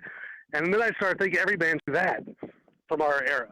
Like, just get an impersonator for the singer when they get too old to hit the notes anymore. I mean, there's some. I had the same feeling a couple weeks ago when I saw Linkin Park. I'm like, am I really going to go see this Linkin Park? And she killed it. It was great. It works. Let's talk some Spurs. Jeff McDonald, who that's what I'm here for, I guess. Yeah. Jeff McDonald, who now wears slip-on shoes, joining us here on the Blitz. Back from the California part of Summer League, and I'm actually going to start with not who you expect. I've been calling him the Chupacabra. David Jones Garcia. Now, I didn't see the first 2 games. I did see a lot of the third game. I saw a lot of you. I thought you were going to get on the bench and start calling plays at one point. But does David Jones Garcia actually have a future with the San Antonio Spurs more than just the Austin Spurs? Because that dude lit it up in California. I was going to say, I think he's going to be a very, very, very good G League player. Yeah. And whether that means he's on a 2-way deal with the Spurs and they get a little piece of him or not, but I don't really view him as a part of like future going forward. But maybe I'm cynical. Like, I've just seen a lot of these guys over the years that have these put up numbers in summer league, but they're not really, NBA players. And sometimes I'm wrong. Every so often I'm wrong. A long time ago, just to date myself, a long time ago, was at a summer league and covering various guys that were going to be on the Spurs roster. But the best player on the team for the whole Vegas was this guy I'd never heard of. He was undrafted. I didn't really pay that much attention because, that happens every summer. There's undrafted guys that put up numbers. They don't make teams. Think of him, but the last day I was there, I needed a story to write. So, walking out of the gym after the last game, I chased down this guy that's been killing it. And that's the first time I ever talked to Gary Neal. Wow. And they ended up making the team, the Spurs team, and being a part of kind of their first finals run in 2013 for sure. So sometimes these guys do work out, but I'm still like, I'll believe it when I see it with those kind of guys, Absolutely. And again, I know no Dylan Harper in California, but what did you learn about Harper, Bryant, the guys that are going to be a part of this team and help them move forward and, I don't know, make you work in May and maybe even into June here in the very near future? Carter Bryant, he's the guy that actually played. He was the most interesting player out there, if you're a Spurs fan, just because he was the one lottery pick that played in San Francisco. And nobody's going to argue he had he played in 2 games. No one's going to argue he had a great 2 games. Carter Bryant's not going to tell you he had a great 2 games. The coaching staff's not going to tell you he had a great 2 games, but I think he had kind of what you expected from a lottery guy, from a 19-year-old out there playing in his first summer league. He didn't shoot it well. His head was swimming. I mean, he didn't know the plays, and that's not even a slam on him. It's just like they just got here. Like I was watching Carter Bryant play out there. I was like, I swear, like it was like a week ago. I was in Brooklyn watching this guy get drafted. Like he gets drafted and he's here and he's finding a house, and then there's 2 practices in there where you learn the plays, and so he was just a little overwhelmed, I think. But I think we did see some elements of what he can do quickly, and that's defend people. There were a couple moments in that game against the Lakers where he was just on people's butt, guarding them. And I think that's a good starting point for him. He's not, when they drafted him, he's not a guy that I expected to really be a contributor to the NBA Spurs like on day one. I wouldn't be surprised if Carter Bryant spends a lot of his rookie season in the G League, but eventually they do see him, maybe down the line, they do see him as a guy that can really, really fill a hole for them as a shooter, a 3-and-D guy.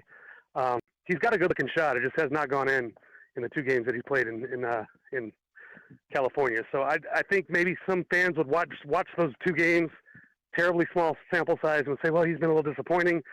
I say it's kind of about what you expect when you get a 19-year-old that hadn't played in 6 months and has never played against men before, doesn't know the plays, like I said. And I would also, maybe that would be a word of caution for when Dylan Harper finally gets on the floor in Vegas. Don't expect too much from a 19-year-old in his first summer league game. Wemby wasn't great either. No. His first summer league. So just keep some expectation, or your expectations in check for these guys when they're in summer league. And stay off Twitter during summer league, because Wemby was a bust according to Twitter after that first summer league game. And again, that place can be a cesspool. But there's stuff there. Now, with talking to the people that you've been talking to, and obviously everybody wants to see what Dylan Harper is going to do. You take a guy number 2 overall, won't play tonight, is expected maybe on Saturday. But fast forward to September, October, November, December, what do you see his role, Dylan Harper's role with the team once we get to the regular season?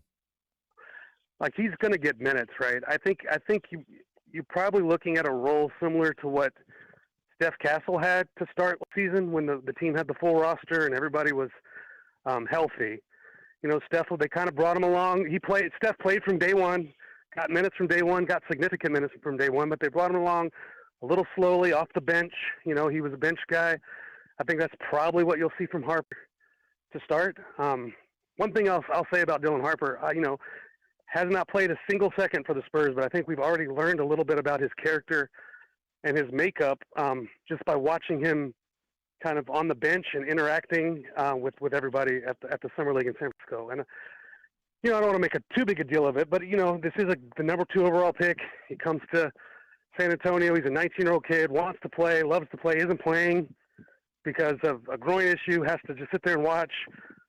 I think a lot of guys in that situation would be respectful, and there'd be a level of attentiveness, and but Dylan Harper has been like the ultimate cheerleader on the sideline, an encourager. He's engaged in everything that's going on that floor. Even though he's not playing, I learned this the last game in San Francisco where I got to sit on basically on the bench, and I got to watch him. Just he's encouraging all these guys, and he's cheering for all these guys. He's calling them by name, which I think sounds funny, but like he just met these guys and probably doesn't even know their names. Like he's not going to play with 99% of these guys in his entire life after the summer, But he's got that kind of leadership vibe, that kind of lead by example vibe, And there's a lot of character stuff you can see in him without him ever touching a ball yet. So I think those were really interesting things to watch from him in San Francisco, and we'll kind of see how it all looks when they roll him onto the floor finally in Vegas. Jeff McDonald of the San Antonio Express News joining us here on the Blitz on 94.1 at San Antonio Sports Star. The Spurs haven't been as aggressive as I wanted them to be this offseason, although I'm not surprised it's the Spurs. Your thoughts on the two new additions that they have made, besides the draft picks? I think they looked at their roster and decided the first thing they needed to do was get Wemby some help. And I agree with him, actually. I think that was a huge hole in last year's roster was, number one, Wemby didn't even play the last half of the season, but even when Wemby was healthy, the Spurs have the greatest defense on earth when Wemby's on the floor, and the second he leaves, it's just play up. They needed to find a way to address that, and I think Luke Cornett is the perfect way to address that. Like I've run that stat here a lot, like of players in the league that defended 250 shots at the rim last year. Cornett is in the top 4 in terms of poorest field goal percentage against them. One of the guys ahead of him is going to be on his team this year. That's Victor Wembanyama, and there was Daniel Gafford and Chet Holmgren.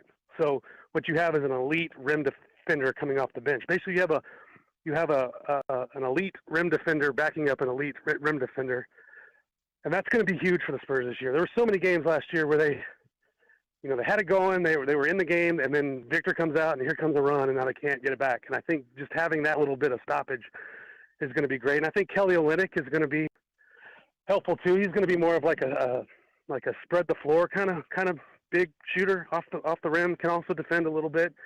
I don't see him as being a huge addition, but at 34, but I think he can provide a lot of veteran.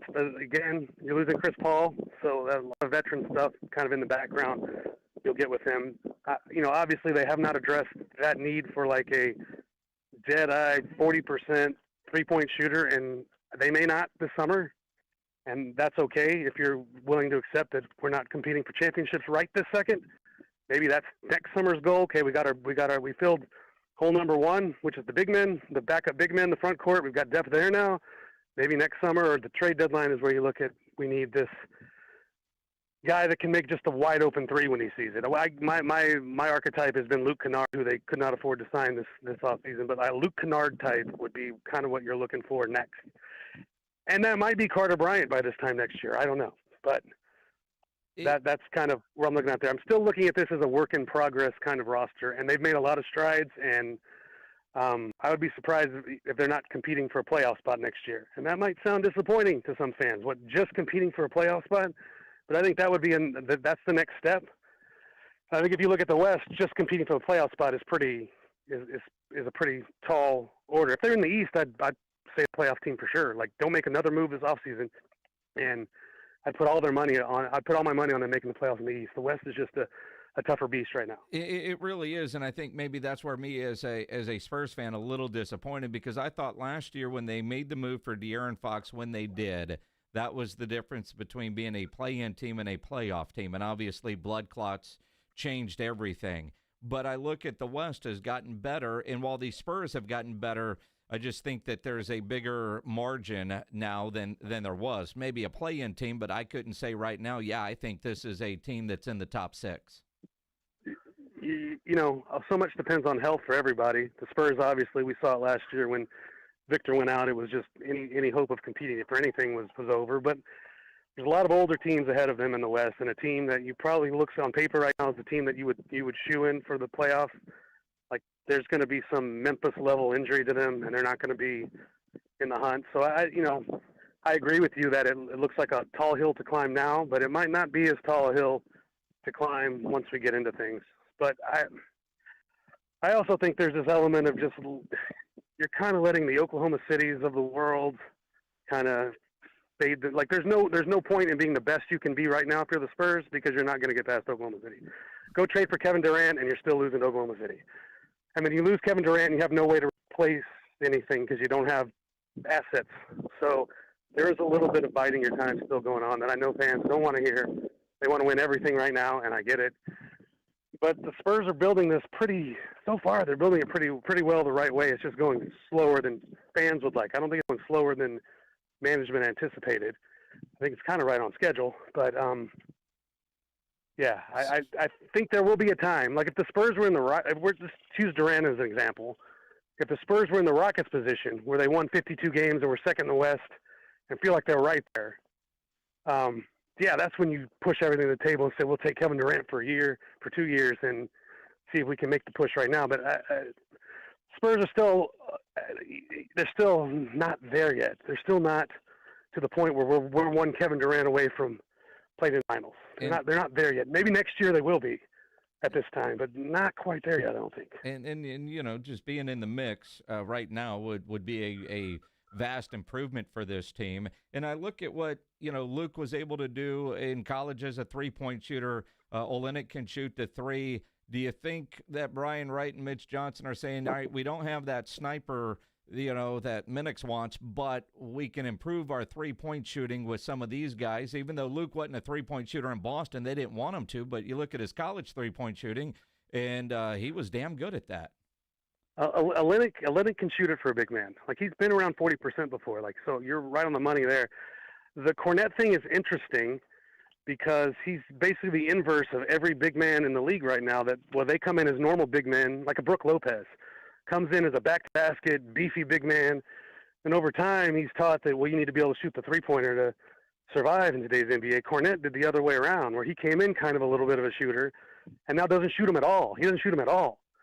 And that's so interesting to me because it's also not that Boston is adverse to shooting threes. They shot more three-pointers known to man last year. Everybody is shooting threes on that team but Cornette. So that's just been an interesting turn of events for that. But I think if you're looking for internal improvements, I think there is some there, and I will say this. This surprised me when I looked it up. The Spurs were 7th in the league in three-pointers made last year.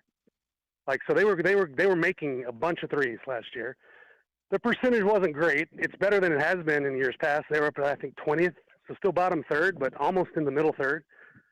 So there are guys on the team that if they could just make a little bit of leap, I think it would fill a void there. And it may not be Steph Castle turning to a 40% three-point shooter, but if he can go from 28 to 34, all of a sudden that boosts you. If I think Victor can be a more efficient three-point shooter. I think he started last year in a very slump, and I think a lot of that was just shot selection. He was taking bad threes. And sort of towards the middle of the year, he was kind of figuring out his shot diet where he was taking better threes. He wasn't taking a bunch of these one-legged things or these things from half court, like with 24 seconds left on the shot clock. He was taking open threes, and his efficiency was rising. So I think there are guys on the team that you may not think of as being, Steve Kerr or Craig Hodges, to use some old man names, but if they can improve their percentage a little bit, it lifts the entire. If a bunch of those guys can improve their percentage a little bit, it kind of lifts all boats there. And so maybe there's some hope for that too. Jeff McDonald from the San Antonio Express News. Turning over the Express News coverage of Summer League to Tom Worsborn in Vegas, because I think you're ready to hit vacation and enjoy the time off, man. The season will be here before you know it. I will. I think I might find a TV and watch Dylan Harper versus Cooper Flagg on Saturday if it comes to fruition, though. Are you going to watch Bronny against Cooper Flagg tonight? Probably not. Yeah. I got to tell you, I've never been like a Bronny is like this big anti-Bron. Like if LeBron wants him on his team, fine. He's a dad. Then the Lakers want to do it. That's fine. But man, that game I was sitting courtside in San Francisco. Yeah, I don't know that Bronny's an NBA player, man. Bronny has earned I'm sorry. Just looking at him next to some of these guys, I don't know, man. I don't know. I'm not anti-Bronny. Let him do what he does, but I don't think he can play. But I think you're just saying what we all know. He's part of the Lucky Sperm Club and has a job in the NBA. Hey, everybody, we should all be so. Exactly. Jeff, enjoy your time off, my friend. We'll catch up soon. All right, man. Take it easy. Jeff McDonald from the San Antonio Express News on the Buyers Barricades guest line, where they provide traffic control, rental, and sales for San Antonio and beyond online at buyersbarricades.com. Hot Wheels Monster Truck Live, the Glow and Fire show coming to the Frost Bank Center. You can win a pair of tickets right now for either July 26th or 27th if you're caller number 9. 210-656-ESPN, 656-3776. If you don't win the tickets, buy them at livenation.com. You're listening to The Blitz. Afternoons 2 to 6. KTFM Floresville. And everywhere at sasportstar.com. Are you ready for the all-new Hot Wheels Monster Trucks Live Glow and Fire? Come watch your favorite Hot Wheels Monster Trucks fly, crash, and smash. Thanks to Good to Grow, kids' ticket prices half off. Coming July 26th and 27th to Frost Bank Center in San Antonio. Get tickets now at Ticketmaster.com. Hormones can affect everything. Bad skin, bad hair, low energy, poor sleep, brain fogginess, libido, and weight gain. I'm Dr. Torres at the Institute for Functional Health, and we take a functional approach to your hormone problems. Eating right and exercise will not be beneficial without optimal hormone function. This goes for men and women. We do state-of-the-art testing to get to the root of your hormone issues and help you get well and stay well. I'm Dr. Torres at the Institute for Functional Health. We can help. 210-468-1891. Buyers Barricades is proud to provide traffic control, rental, and sales for work zones and events in the San Antonio area and beyond. Buyers Barricades, the Texas authority in barricade rental. Learn more online at buyersbarricades.com. That's buyersbarricades.com.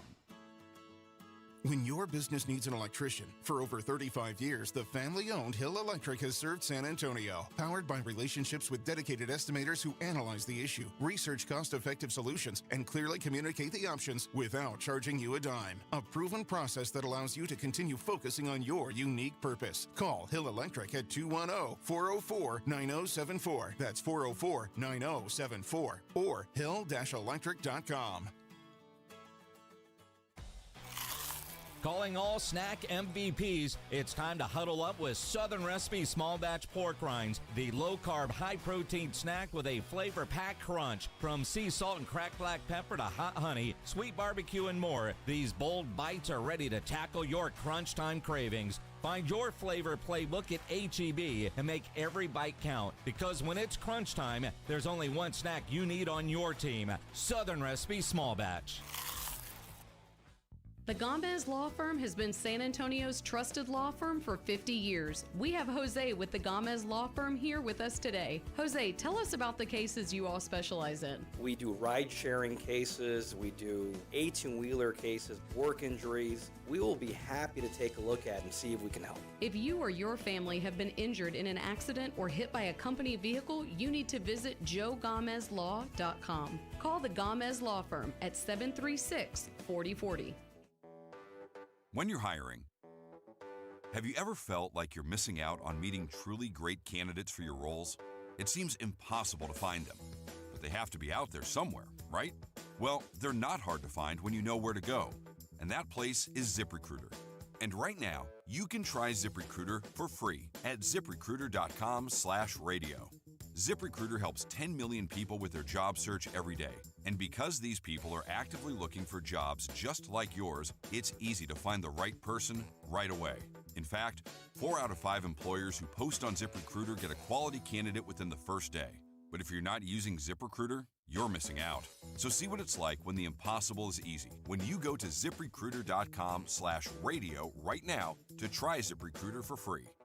Once again, that's ZipRecruiter.com/radio.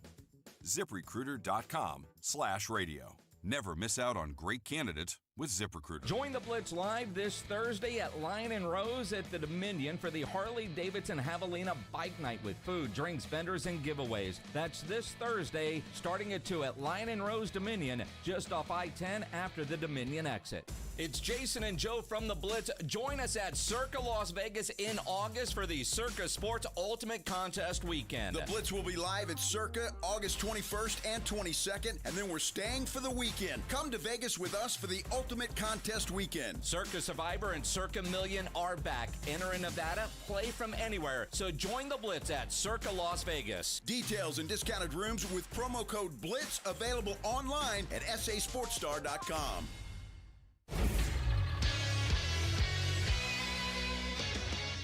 The San Antonio Spurs are bringing back guard Jordan McLaughlin on a 1-year, $3 million deal. He was acquired last season as a part of the De'Aaron Fox trade. After going 1-2 in the California Summer League, the Spurs are now set to start Las Vegas Summer League action as they open things up against the Philadelphia 76ers tonight at 9. Dylan Harper will miss the game with a minor groin issue, but is expected back for his debut Saturday against the Mavs and number 1 overall pick Cooper Flagg. In other NBA news, the groups for the 2025 Emirates NBA Cup for this season were announced, and the draw for the Spurs will be in Group C in the West with Denver, Golden State, Houston, and Portland. Joe Reinagel. That's the third time in 7 seasons the San Antonio Spurs are the NBA champions. Jason Minix. They go back to big day as Super Bowl champions. Dallas 52, Buffalo 17. It's the Blitz on 94.1 San Antonio Sports Star.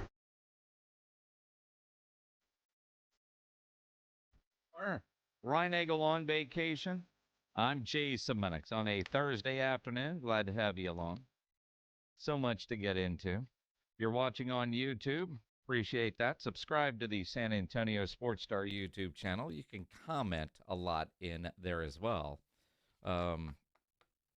Spurs conversations, boy, they always bring out a lot of comments because Jeff McDonald covers the team in and out. I don't know anybody that actually covers them better than Jeff. And he's real. He's realistic. Sometimes he will say things like he just did that you might not want to hear. I say things sometimes that you might not want to hear because we're being realistic with what we're hearing. And I'm a Spurs fan. I thought this year would be, this offseason, they would be a lot more aggressive than what they have been. Am I disappointed? Yes, as a Spur fan. Am I surprised? No, because we're talking about the Spurs. Methodical, and I do agree, and I've said this before with something that Jeff McDonald did say, are you willing to go and spend a lot of your resources if you don't think you can actually win a championship? Oklahoma City, Denver, Houston, L.A., pick one. Dallas. Are the Spurs in that mix yet? And they're not. But the way the new CBA is, teams are going to be on a much more of a roller coaster than what we've seen in the past. So when some of those teams are going down and the Spurs are coming up, that's when you have to be ready to strike. It's timing. And I do think that the hourglass flipped over for the Spurs when they drafted Wemby. Their plans for rebuilding before they won the lottery and got Wemby were one thing. You get a Wemby and everything gets reset because now what you were building for completely changes because now you've got Wemby and what you were doing, does that fit with what Wemby needs around him? So while it has been 7 years, I do think you've got to factor in they reset. You know, back in the day, you know, my brother's in the Army, I joined the Navy, and my parents built a house. And in the process of that, my grandfather passed, and there was a time where they thought my grandmother was going to move in. Well, they were in the process of building a house. And they kind of reworked some things because they thought grandma was going to move in. And so that part of the house kind of changed into like a grandma suite, you know, a door in a hallway that wasn't going to be there, changing the bathroom a little bit so that my grandma could live there. Ultimately, she didn't, and it still, I think, pissed off my dad until he passed, right? But they had to redo in the middle of construction to accommodate what they thought was going to happen with my grandma. I think the Spurs, in some ways, did the same thing when they got Wemby. They were like, all right, well, what we were thinking and what we have now are two very different things, and so you got to shift on the fly. And they're not doing as fast as I would want them to do as a Spur fan. But I see everybody else seemingly getting so much better, and while the Spurs have improved, they've dropped down, right? Like Like last year, I truly thought the De'Aaron Fox move was a signal that this would be a playoff team. Not a play-in team, but good enough to be a playoff team. And now I can't say, I look at this roster and say, yeah, they're a top 6 team. I think they're a top 10 team. I think they're for sure a play-in team. But that ain't the same as being a playoff team. Being a play-in team would be nice at this point, but I still want real playoffs. You know, could they be a 4? Could they be a 5? Maybe even a 6. That's where I want them to be. But I get them being a little bit more cautious with their funds, even though I have no problem spending Peter J. Holt's money. None at all. But all that draft capital, you need to have that in your account when it's time. So do you spend it right now when ultimately there's not a player out there, including a Kevin Durant, that puts you over the top? I wanted Kevin Durant at the right price. I didn't know what the bidding war was going to be for Kevin Durant, but I'm glad the Spurs didn't overpay. And, yeah, that's saying I want something nice without having to spend a lot of money for it. And we all want things like that. You all want a deal. But I thought, you know, if Kevin Durant really wants to be here, then you're going to be able to get a deal. They did that with De'Aaron Fox because that's where the player wanted. So if Kevin Durant really wanted to be here, then would Phoenix have to take a lesser deal? They did not. And the fact that he went to Houston, of all places, son of a. But, and again, if you're Kevin Durant chasing a ring, wouldn't have going somewhere in the East be a difference maker? You know, it's weird when you see and you look at sports and you get, in the NBA, it feels like the West, man, is just so stacked. East feels wide open. In the NFL, man, all the best quarterbacks are in the AFC.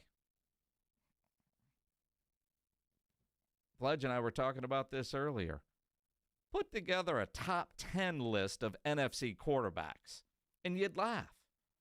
You put together, I mean, and seriously, it is strange when you look at it that way, but that's the way sports are, and the Spurs are in the West.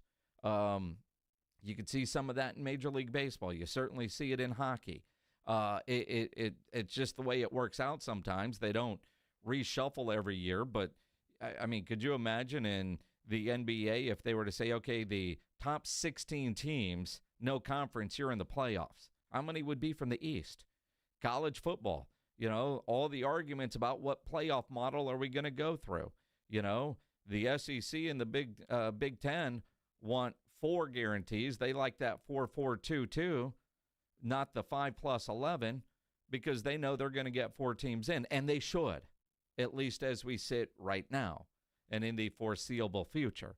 50 years, maybe that's different, but who the hell knows what college football is going to be in 50 years. I want the Spurs to be a lot more aggressive than what they have been. I do like the moves that they've made. They've been very Spur-like. Role players that understand their role and they're going to do their role and not complain, and they're not expensive. And you didn't give up much to get them. I know there's some that will miss Blake Wesley or Malachi Branham. But in reality, I mean, those are draft picks on Brian Wright's record that didn't work out. Maybe they'll flourish in Washington, but the reality is those are guys on Brian Wright's record. As of late, I think he's done a masterful job. But those are on his record. I'm still not sure what the hell we're doing with Jeremy Sohan. Devin Vassell at one time was the best player on this team. Now he's probably 4th. He doesn't know that. There's times I watch where I think he still thinks he's the best player, and that's a problem. Going to be interesting. Do have some Summer League basketball tonight. No Dylan Harper for the Spurs. They get the Sixers. But the big game, Cooper Flagg, Bronny James. And I find that comical. And you just heard what Jeff McDonald said. He was basically on the bench in San Francisco watching this guy. Yet ESPN is billing this as Cooper versus Bronny. Flagg versus Bronny. Right? I mean, honestly, the number 1 overall pick and the 55th overall pick? Well, you got to bring facts into it. What pick was Joker? Again, but he wasn't highlighted in the summer league in his second year. Courtside seats tonight are going for north of $3,000 in Las Vegas. Now, if I'm in Las Vegas, there's a lot of things I could do with $3,000 extra dollars, right? Bronny and Cooper Flagg's not one of them? No. I mean, I could come up with a list, and I'd be on the second page of that small paper, that loose leaf paper from high school, before I got to that level of things I could do with $3,000. And if you're going with a friend, so you're spending $6,000, right? Right? I mean, the things you could do with that money in Vegas wouldn't be going to watch Bronny James unless you think you might be sitting next to, I don't know, LeBron. I mean, is there a chance LeBron is there tonight and you're hoping that maybe you, I don't know, $250-ish just to get in the building? Is sitting next to LeBron even worth it? I think for some people. I think for some people. I mean, yeah, I think that. Sorry, the chance of the chance. Well, I mean, I think there are people that would spend $3,000 for a raffle to to have dinner with LeBron or something. I do think LeBron. I mean, you can be a hater or not, but give him credit. There's a lot of people out there, that would spend that kind of money to be around a celebrity like that. His son is not that. I'm not going to spend that kind of money for being near offspring, right?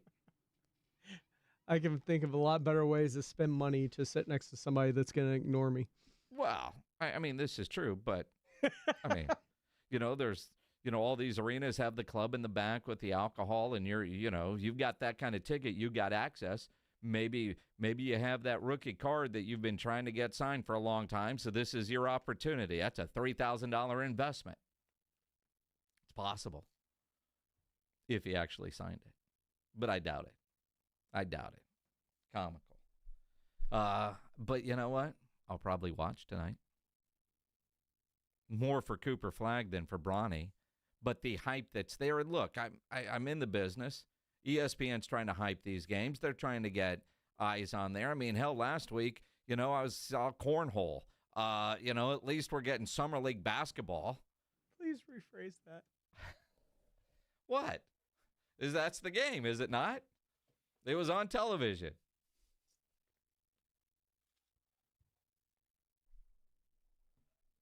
Stop, Pledge. So bad.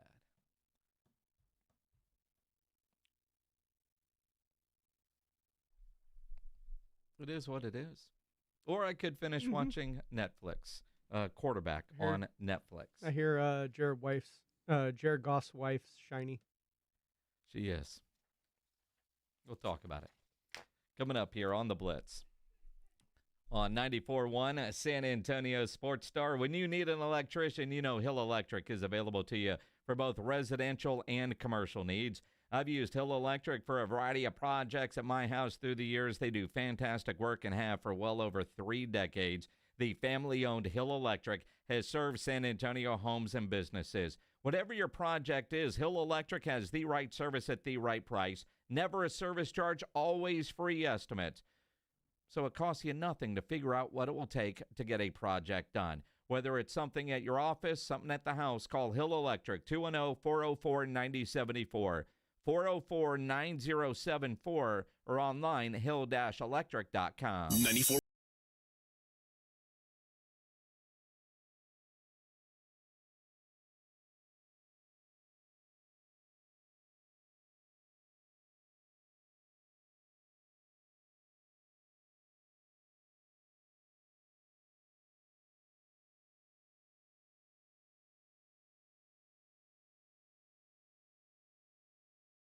Labas, Array, the College of Healthcare Professionals, and 94.1 San Antonio Sports Star.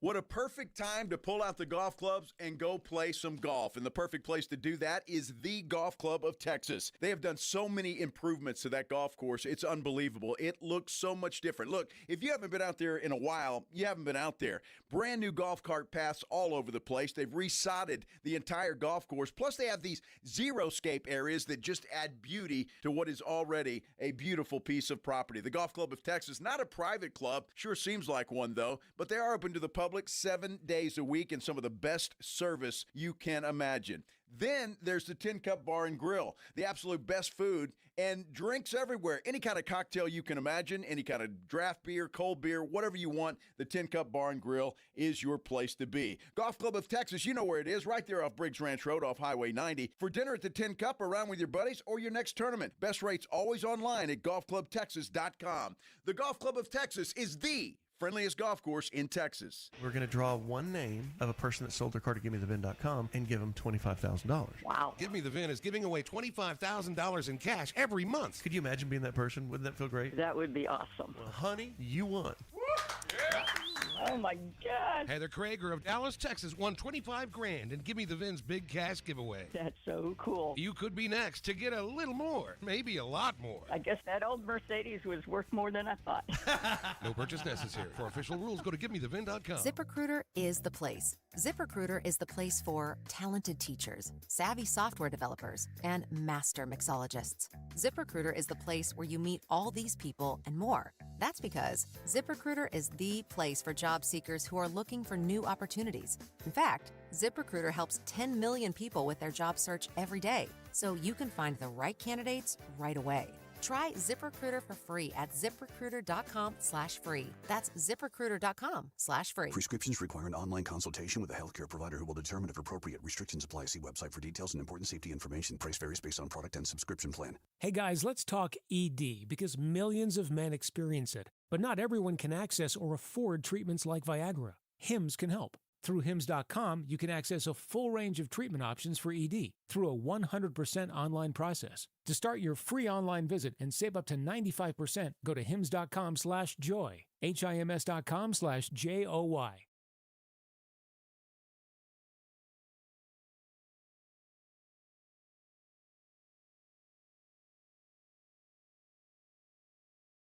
The giveaways, including your chance to win Queensryche tickets. Take advantage of the great happy hour specials, $2.50 drafts, $5 wines and wells, and a long list of $5 appetizers. That's the Blitz this Thursday starting at 2 at the Lion and Rose Dominion location off I-10 after the Dominion exit. In the 80s, everyone was breaking. Break dancing, that is. Lots of moves, spins, flashy colors, and a whole lot of cardboard. Breaking in the 80s was good, but breaking now, not so good. That's why Dave Ramsey recommends Kinetico water softeners in San Antonio and the Hill Country. Seems like many brands of water softeners these days have flashy lights, sounds, and moving parts. Bad news, all those parts are more likely to break and break and break again. With Kinetico water softeners, there are fewer moving parts, and a Kinetico only runs on kinetic energy and is up to 80% more efficient than other competing models. A Kinetico was built to work, not break. That's why a Kinetico is backed by an outstanding 10-year warranty, and right now receive a free reverse osmosis drinking station at your kitchen sink, $400 off with a trade-in of any water softener, and 0% interest for 12 months with approved credit. With a Kinetico, you'll have water soft as parachute pants on the dance floor. KineticoSA.com. License number 38961. It's the Blitz with Jason and Joe on 94.1 San Antonio's Sports Star.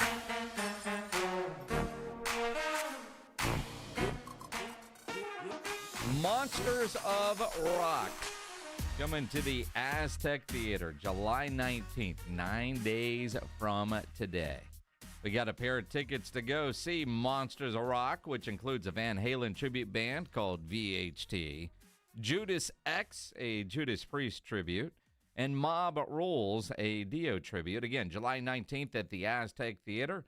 If you don't win the tickets, buy them livenation.com, but you can win a pair of tickets right now if you are caller number 9, 210-656-ESPN, 656-3776. What are you laughing at, Pledge? Dio has a tribute? I mean, I guess. It says so on my sheet of paper right there. you not a fan? Just never thought about them in that sense. I think tribute or, somebody being in there, I think catalogs and massive hits. I'm just curious if the dude in Dio is also putting on the tights for Van Halen. And Judas Priest? I mean, maybe he might need a break. Shave his head? I mean, it would be, you think about these guys and how difficult it is to be a musician. When I was in Seattle a couple weeks ago, we went to the Museum of Pop Culture. And one of the cool things they have are these sound labs where you can go in to a room and you could jam out on a guitar or play drums for 10 minutes. And it's a blast. Although after about 10 minutes, and I don't know how to play the guitar at all, but you're exhausted. And so you think about these guys in a band that can play for an hour and a half or for 2 hours, or, why does that guy need a break? Because they're tired. It is exhausting. You talk to guys in a band and you realize how much they work out because they have to be in shape to be able to do their job. Even if they don't look like they're in shape, they have to work out. So somebody to do a couple of different tribute bands, man, that's a lot. You're playing 4 or 5 hours. You understand why they need a break. If you're a guitar player or a drummer, you know exactly what I am talking about. It's like watching Quarterback on Netflix. Because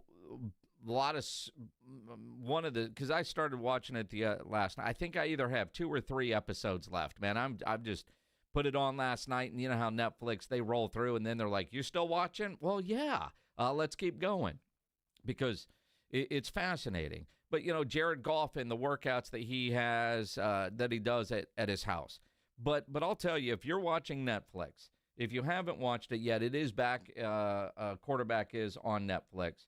If you are watching and you're a Cowboy fan, just be ready to be pissed off a little bit, because all 3 quarterbacks played the Dallas Cowboys last year and won. And all 3 had great games against the Dallas Cowboys. Joe Burrow, Kirk Cousins, and Jared Goff. And you realize, and granted, it's a show, interviews, stories, highlights. And it's about quarterbacks. So you're going to get a lot of highlights. And as piss poor as the Cowboys defense was last year, there was a lot involving the Dallas Cowboys. Jared Goff, and I was at the game in Arlington when the Lions crushed the Cowboys 47-9, and Jared Goff threw for 315 yards and 3 touchdowns. Kirk Cousins, dude got benched last year. Still against the Cowboys, he threw for over 200 yards, had 3 touchdowns. Lots of highlights. Joe Burrow threw for almost 400, if I remember right, against the Cowboys. Had an interception, 3 touchdowns, had that game-winning touchdown with, a minute left in that Bart Simpson game that they did. Jamar Chase scores with, a minute 1, if I remember right, after that weird blocked punt that the Cowboys fumbled because they've just found ways to lose last year. So if you're a Cowboy fan, just be ready. If you're watching, you're going to see a lot of negative plays against your team. Although Texans fans, you too will be reminded about one of the more crushing losses Houston suffered last year, because Detroit, and I honestly had forgotten about this game, but Jared Goff in Houston threw a career-high 5 interceptions. And the comments that he was having on the sidelines, fascinating. And again, the way they break it up, you're thinking Houston wins this game 1-0 because Jared Goff keeps turning the ball over. Detroit won that game 26-23. So, Houston fan, there's at least one episode that you're probably not going to want to watch either, because 5 interceptions. You win the turnover battle, and it's there. But one of the things as you're watching and you're getting ready for this NFL season, and Joe Burrow says it best, because Joe Burrow last year put up incredible numbers, and their defense was just so bad, and the way they were losing games. And Joe Burrow trying to be the leader, and, I'm sure they've got to deal with Netflix, like when I'm cussing about how bad our defense is, don't put that in the show, right? I mean, all of that has to be there. But there's one clip, Joe Burrow sitting on the couch, and he's watching a game, happens to be a Lions game. And Joe Burrow talks about, man, Detroit's got the best run game in the NFL. And if you've got a great run game, you can do anything. And it's true. And I look at all these teams, Dallas, that seem to ignore the run game. There's not a priority on the run game. And I know there was a period a couple of years ago where the running backs were becoming extinct, or at least it felt that way. And nobody wanted to pay running backs. But I think the NFL realized, we can't do that. Have to have a good run game. Have to have a good run game if you're going to have a chance. Cowboys, I don't know have that message. But if you have a great running game and an offensive line, that opens up everything for your passing game. And when you're watching quarterback on Netflix, Detroit, the way they do things, I think every NFL team should be studying what they're doing. Dan Campbell, in one of the coaching meetings, and we played the clip the other day on the preview, but we didn't have the context. I have it now because I saw the episode. All those devastating injuries. All right, boys, more pressure on the offense. Unless it's 4th and 20, we're going for it. We got 4 downs. This is going to be our identity. Our defense can't stop anybody. They're hurt. Our offense is just going to have to get it done. Looked at Jared Goff, said, that's on you, dude. But with their run game, with their offensive line, that opens up everything for their passing game. And Jared Goff does not get near the credit. And again, first-round pick, and he owns it. I mean, he's a likable kind of goofy dude. His wife is a supermodel, swimsuit model. I mean, you talk about outkicking your coverage. I mean, it's good to be a quarterback, right? But there's even, they're playing Chicago. None degrees. Like, yeah, the knock on me is I'm from California. I don't play well in cold weather. And they blow out the Bears, and he's like, yeah, I'm not supposed to do that, am I? I mean, he knows what the narrative is around him, yet he owns it. But he's Jared Goff. Remember, he didn't know where the sun set, and I don't know if he ever got over that. He took the Rams to a Super Bowl, and they got rid of him. I mean, it's interesting when you look at and think about where these guys are. It's a great show. Love it. Joe Burrow part is interesting because he's just such an interesting dude. And I'm at the point now where I know he's getting the Batmobile. And the way the last episode that I watched, they win the game, they beat the Cowboys. And he's all ready to celebrate because they finally won a game and the way they tripped into it. And he's looking at his phone and finds out that his house got broken into. And that's where I've stopped. So that's where I'm going to pick up tonight. And apparently that ends the Batmobile. So I'll figure out the details there. He didn't have the Batmobile yet, though. See, I thought all those stories when he said he bought it, I thought he had a Batmobile, a legit Batmobile. But apparently he ordered it, but it was going to be a year before it was ready. And he was going to get the full-on Batman suit to go to the club. So that's what I'm looking forward to at this point in the show. But I tell you, when you think about run games in the NFL, it also starts up front with the offensive line. The Cowboys' offensive line is a big question mark, is it not? It'll be interesting to see what this Cowboys' offensive line will be like. Now, there is that offensive line summit happening up in Dallas. Some Cowboy offensive linemen were talking, but an interesting comment made about the Cowboys' O-line group. We'll dive into that coming up here on The Blitz on 94.1 San Antonio Sports Star. It's the Morning Huddle with A.J. Hoffman and Rob Thompson. Monday on the Morning Huddle, we're flying solo, but there's so much to talk about. Spurs are in the middle of their summer league run. The Cowboys got to do something about Micah. We're going to look at it all and get ready for a fine week of fun. Get here early. The party starts at 6. It's the Morning Huddle with A.J. Hoffman and Rob Thompson. Morning 6 to 10 on 94.1 San Antonio Sports Star. Join the Blitz live this Thursday at Lion and Rose at the Dominion for the Harley-Davidson Javelina Bike Night with food, drinks, vendors, and giveaways. That's this Thursday, starting at 2 at Lion and Rose Dominion, just off I-10 after the Dominion exit. When it comes to keeping your pumps running smooth, L&S Pump Repair has you covered. 24/7 on-site service for saltwater disposal and pump repairs. From Quintaplex to H-Pumps, they've got parts ready and the skills to get you back in the game fast. Need a whole new pump package? L&S builds custom skid packages too. Don't let knocking pumps or slow flow slow you down. Call L&S Pump Repair 936-853-3810. Keep your flow strong, San Antonio. Don't let pain hold you back from living your best life. I'm Dr. Jason Garrett with Arasti. At Arasti, we're dedicated to providing fast, effective relief from pain. Whether you've been dealing with a chronic discomfort for years or have recently suffered an injury, our goal is to help you recover quickly. Our treatment is all natural, non-invasive, and covered by most insurance plans. With convenient locations nearby, relief is just a call away. Visit Arasti.com. That's AIRROSTI.com. Arasti, we fix pain fast. Ready to order? Yes. We're earning unlimited 3% cash back on dining and entertainment with a Capital One Saver card, so let's just get one of everything. Everything?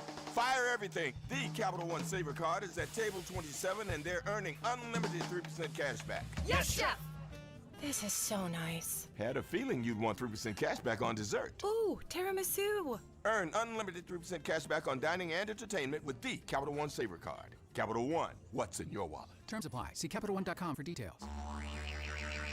You know the Roo Pub is proven to be the best place to watch games with those 3 massive 170-inch screens and TVs all around. All the games, all the fights, and when you show up at the Roo Pub, show up hungry. The food is fantastic. Open daily at 11. Great for lunch, great for dinner, great for late at night, and the best place to watch a game. Just down from the big blind, right next to the Angry Elephant. The Roo Pub, 281 in Redland Road. We'll see you at the Roo. An accident can leave you struggling to pay for medical bills. At Thomas J. Henry, we believe you deserve justice, no matter your financial situation. That's why you don't pay us unless we win your case. Thomas J. Henry, the name you know, the firm you trust. San Antonio, Texas. Oh, by the way, Ivan's no longer on the project. His wife got a new job, so they're moving across the country. Robin's top researcher is deviating to a new market. This isn't standard. And now we're short-staffed. Who's going to finish all these projects? She needs a cluster of new data analysts, and there's no margin for error. I need Indeed.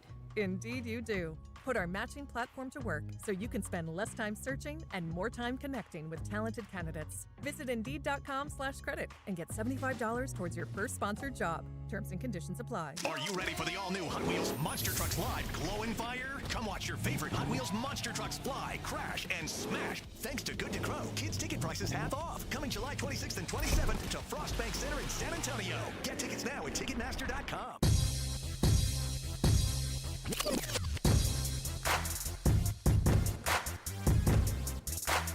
Couple of weeks away before the NFL training camps get underway.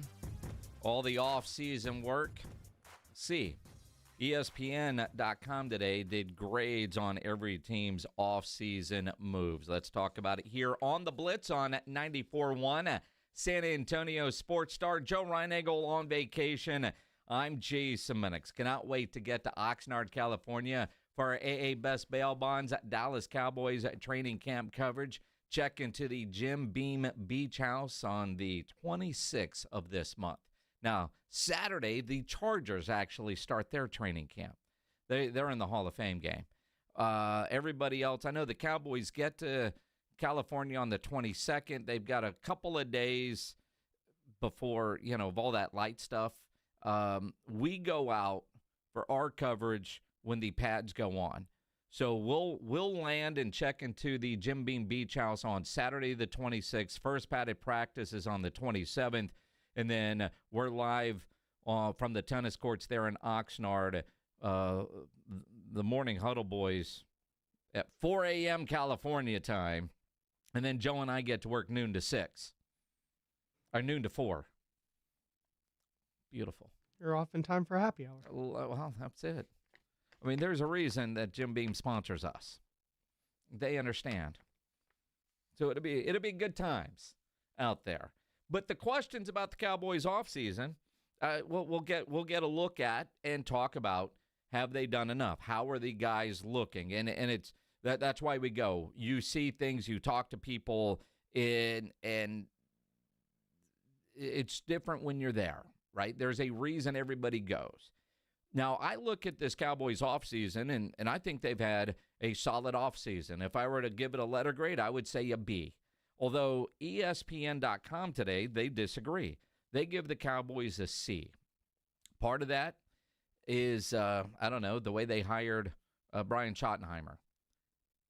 And I guess that's fair. I was not excited about the Schottenheimer hire when it happened. I thought the whole coaching search was strange. But since Schottenheimer has the job, in every press conference, everything that he has seemingly done, it's been positive.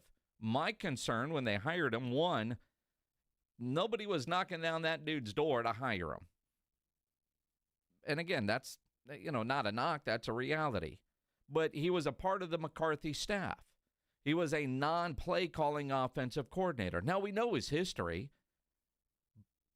but how much can a guy change a culture, if you will, if you were in the building with McCarthy, and is it just going to be more of the same?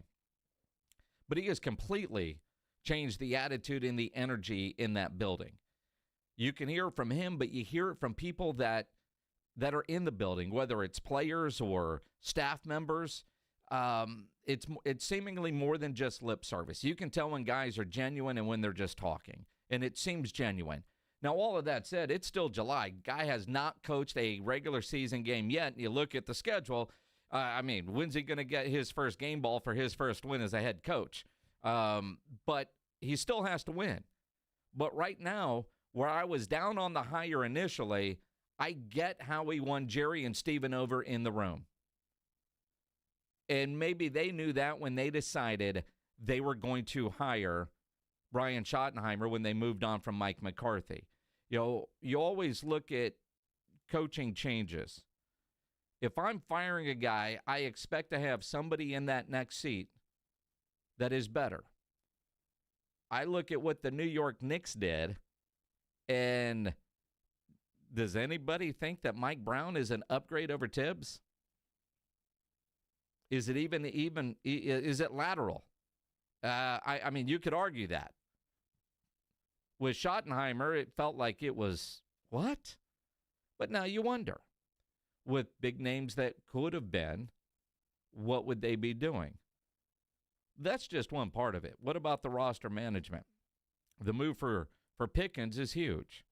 ESPN, they like the move, but the draft, I'm down with Booker. It wasn't the sexy pick that I was looking for, but it was needed, and it was sensible. Now, to take a guard that high, you could argue, but he had a need, and he's a stud. He wouldn't have been there in the second round. I like their second round pick, another edge rusher.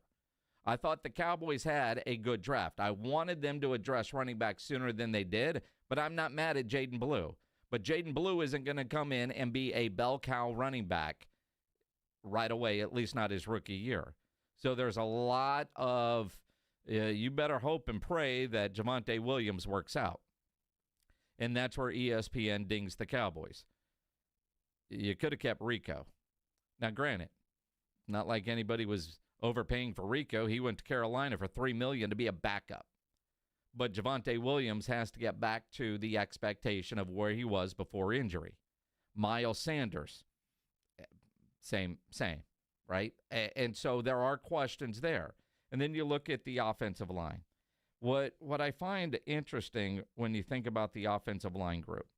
Now, obviously, Tyler Guyton had a rough rookie year, and he'll tell you that. Tyler Smith is turned into a stud. Tyler Booker is a rookie that is going to struggle. He just is. Cooper Beebe looks like he's going to be a stud. Terrence Steele has to get back to the level he was before the injury. And he's got enough time removed to where he should be able to get that back. Now, I don't know how to grade offensive linemen. I really don't. But I know that if you've got 3 first-round picks on your offensive line and another high draft pick, that better be a damn good unit. And history says the Cowboys do a really good job of building offensive lines. They've had a couple of different decades and stretches where they had the best offensive line. Will McClay knows how to build an offensive line. Their new offensive coordinator, Clayton Adams, was the offensive line coach in Arizona, is said to be one of the best O-line dudes out there. And again,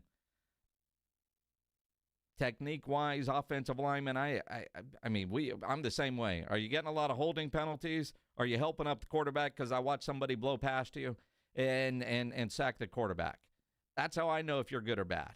And, Hall of Famer, I think, is he a Hall of Fame? No, he's probably not a Hall of Famer. Hall of Fame dude, Mark Schlereth, stink. When I've talked with him before, especially around Super Bowl, he defends offensive linemen as you would think that a Super Bowl winning offensive lineman would. Worst athletes on the field, or are they? Right? Take every offensive play, and if you give up 2 sacks, you had a horrible game. Where if you're a rusher and you get 2 sacks, you've had a great game. What about all those plays in between? And I know, he's an offensive lineman, but it does make you think. How bad can some of these guys be? Not everybody is Chaz Green bad, right? Because there are some games that you watch and you never forget, and you wonder, how did that guy even make it to the NFL? Just had a horrible flashback of that game, the turnstile game. But you look at it, and can this offensive line protect Dak Prescott enough to be able to get the ball downfield to a George Pickens, to a CeeDee Lamb? Can they open up holes for those running backs? And that's where it's going to be. Well, there's an offensive line summit. It's that time of year. You had tight end university, and there's some wide receivers getting together down in Miami because, of course, Miami. Offensive linemen, they're in Frisco because that's where Duke Mayweather has his facility. Now, Duke Mayweather is an offensive line guru. And he works with offensive linemen throughout the NFL, but based in Dallas, he obviously works a lot with the Dallas Cowboys. And at the beginning of the Offensive Line Masterminds Summit today, he was talking about this Cowboys offensive line group. This is the deepest and most talent-rich in terms of quality depth that I've seen the Cowboys have in a long time in the offensive line room, In the last couple of years, you lose a Tyron Smith, you lose a Tyler Biotis, you lose a Zach Martin, but you gain a Tyler Guyton, you got a more mature Tyler Smith, you got Cooper Beebe that's coming into his own, and then you draft the Tyler Booker, who, in my opinion, brings a lot of the same traits and characteristics as Tyler Smith. I expect those 3 interior guys to be about as physical as they come to really push the point. Worth noting, I think Terrence Steele had a really great offseason this year. He looked like, to me, that he had his spring back in terms of his legs, 2 years removed from the horrific knee injury that he had. So I expect him to take another leap. A couple of years ago, he was an elite run blocker. This year, he got back to that, struggled a bit in pass protection. That's what he was doing with his hands and what he was asked to do. But I think that with Coach Connor Riley and with Coach Shin and Clayton Adams are going to ask him to do and ask him to be is going to be more of himself. And I think that will play into his favor. One common trend that you'll see when we'll talk about today and tomorrow is knowing who you are as a player and then taking what makes you special and really holding your skill set with that. Not trying to do things that you can't replicate. So being able to do the things that you can replicate over and over again. Now, what I find interesting there, and he went over everything. That was a long clip, but I didn't want to break it up because, one, what he said about Terrence Steele. I hope that's true. Similar to what we heard about Terrence Steele after he had a rough rookie year. And if he can get that spring back, then they're protected. They are going to be nasty, nasty, nasty on the interior of that offensive line, right? But what about the tackles? Again, Terrence Steele and Guyton, those are your question marks, right? It's one thing to be nasty up front, but is that also maybe an indication that Schottenheimer, Shoddy Ball, will be a little bit more like Marty Ball, and they're going to run the ball a lot more? Let's go back to what we were talking about on the Netflix series about quarterback.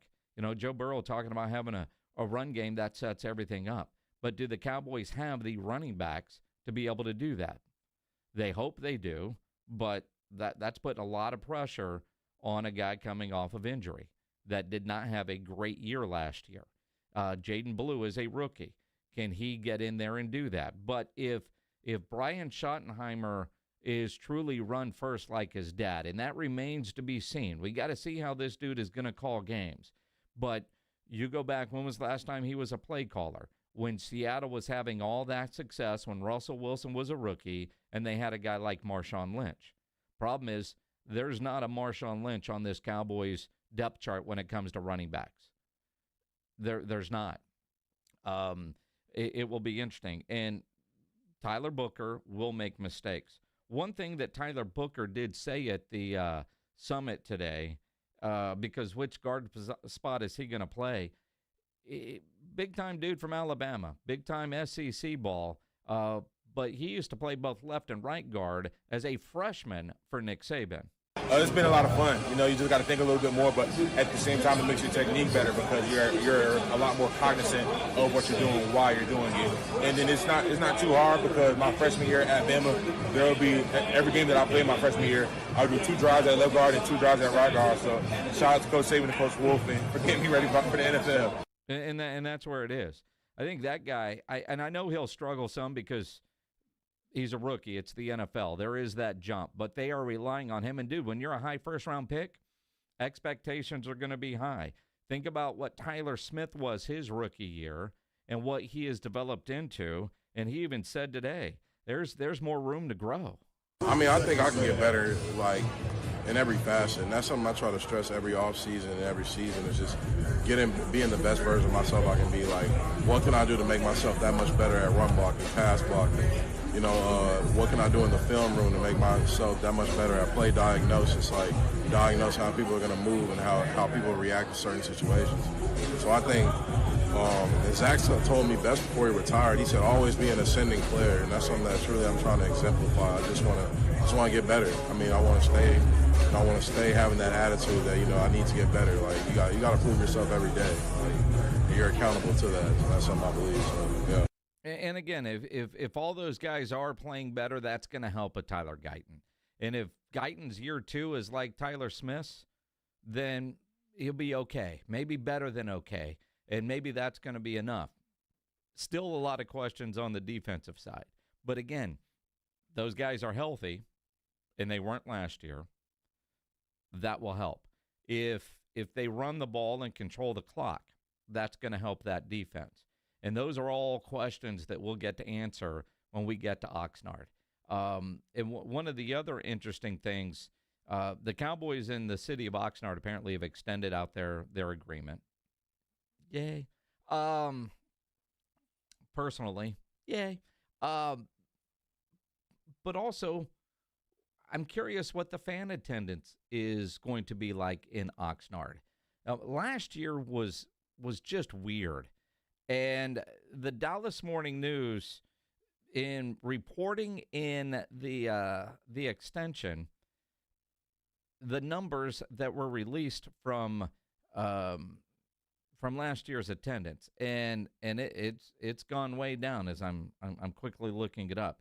But it was around 25,000 last year, which is 24,500 over 17 training camp days. Compare that to 55,000 in 2017, 35,000 in 2019. Now, I think there are a couple of things that are different with that. And again, sometimes having all the facts matter. Back in when you're seeing 40, 45, 55,000, Jason Garrett used to have the open practices late in the afternoon, starting at 4 or 5. And Mike McCarthy's open practices were at 10:45 a.m. and sometimes for only an hour. So it's a lot easier. So the way Jason Garrett, his practice schedule was, and I haven't seen how Schottenheimer's going to have it set up, but Jason Garrett used to do special teams practice in the morning at 11 and then come back in the afternoon for the full team practices and the scrimmages all at 5 or whatever. So keep in mind, my work schedule out there, 2 hours difference. But even when we were going until 7 o'clock, which is 5 o'clock there, practice would go for another hour to an hour and a half. Where now with McCarthy, he does the full practice in the morning that's open to the public. The special teams practice was in the afternoon, and that was closed to the fans and the media. So at 4 o'clock, we're done because the Blitz ends at 6 Central. That's 4 out there. Obviously, that has an impact on fan attendance. But some of you are just going to see a number and go, yeah, nobody gives a damn about the Cowboys. That's not true. Now, there was a lot of fan apathy last year, a ton of fan apathy, and I get that. But also, the weekend practices were packed. The weekday practices at 11 a.m., where you knew they were only going to go for an hour 15, no, it wasn't packed. But how much does the time of practice have to do with the attendance numbers, if you're being honest? Probably a lot. Jason Garrett's practice schedule versus Mike McCarthy's. Personally, when we get to Oxnard, I'm hoping Schottenheimer sticks with the McCarthy plan. Personal reasons. What do you mean personal reasons? I can get off work at 4. That's what I'm saying. I mean, well, ask Stevie Joe. Reinagel used to get mad when he would see us leaving, when he had to stick around till 8:30 at the practice field to do his TV stand-up, and we're done. Now we're done at 4. Mm-hmm. The TV guys still have to stick around. Now, because we were done at 4, they would leave, could go eat, and then come back. But when Garrett practice was ending at 6:30, and then you're doing interviews and everything afterwards, that was better for the TV guys back then. Kind of sucked for us because it was like we were working till 8:30 or 9 o'clock at night, which is fine.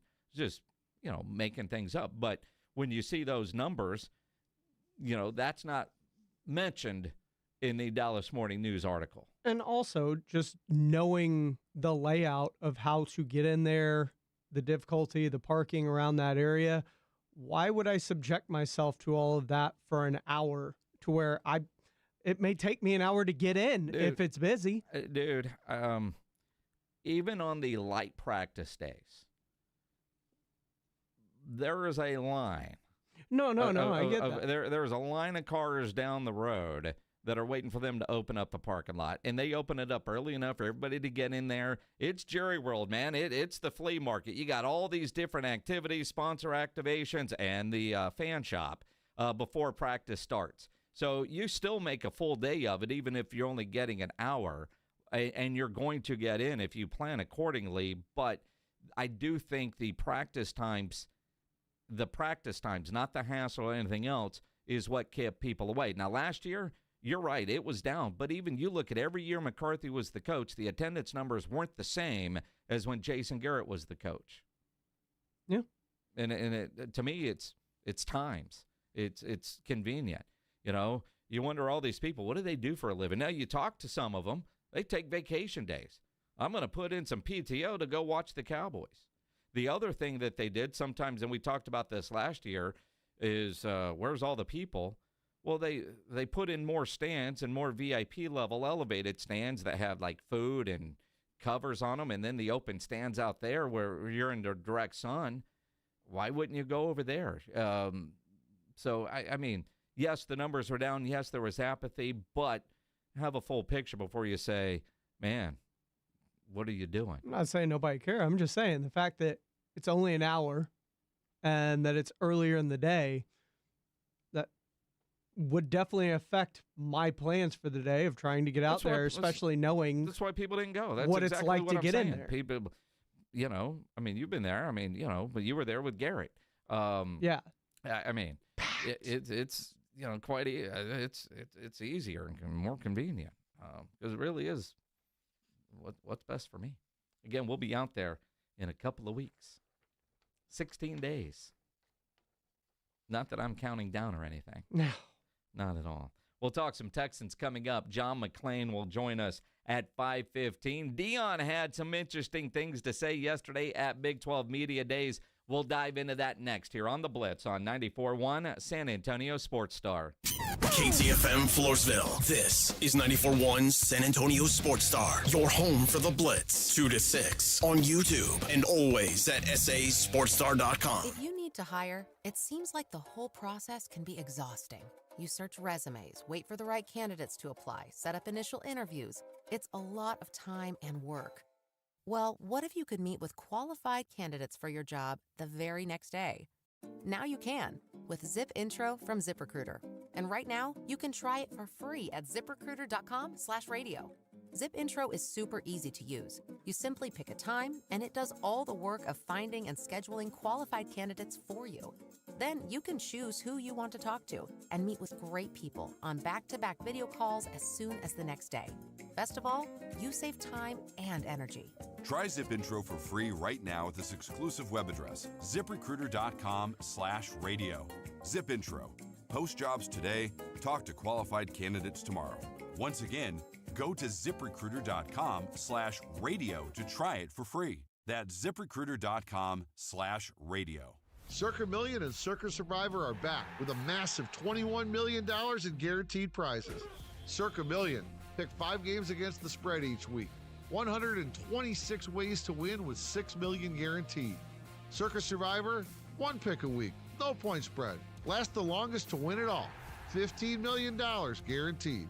Enter in Nevada, play from anywhere. $21 million guaranteed. Visit circasports.com for details. George gets justice. After being hit by an 18-wheeler, the experienced attorneys of George Salinas Injury Lawyers are San Antonio's choice for getting you the maximum compensation you deserve. With over 110 years of combined experience, they've recovered millions for their clients. 18-wheelers may be bigger than you on the road, but you can be bigger than them in the courtroom. George guarantees that you don't pay unless they win your case. Call 210-225-0909 today for a free consultation. George gets justice. GetGeorge.com. Come check out the new Lion and Rose Dominion location with the Blitz this Thursday. The Blitz will be broadcasting live for the Harley-Davidson Javelina Bike Night. We'll have food, vendors, tons of giveaways, including your chance to win Queensryche tickets. Take advantage of the great happy hour specials, $2.50 drafts, $5 wines and wells, and a long list of $5 appetizers. That's the Blitz this Thursday starting at 2 at the Lion and Rose Dominion location off I-10 after the Dominion exit. The doctor's office that accidentally mixed up your files has your social security number. The power company that mistakenly cut your service has your payment info. And the hotel that lost your reservation has your passport number. You need LifeLock because your personal info is in endless places that can expose you to identity thieves.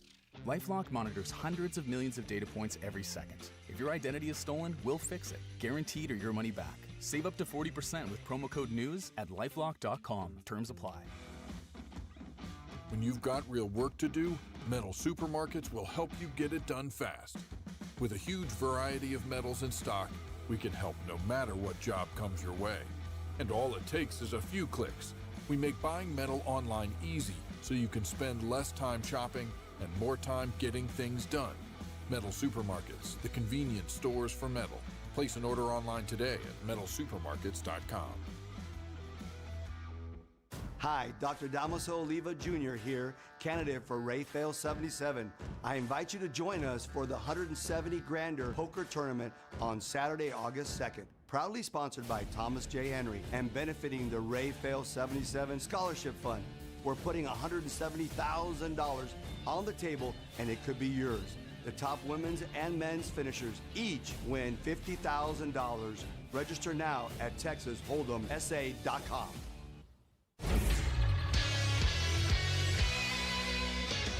After going 1-2 in the California Summer League, the Spurs are now set to start Las Vegas Summer League action as they open things up against the Philadelphia 76ers tonight at 9.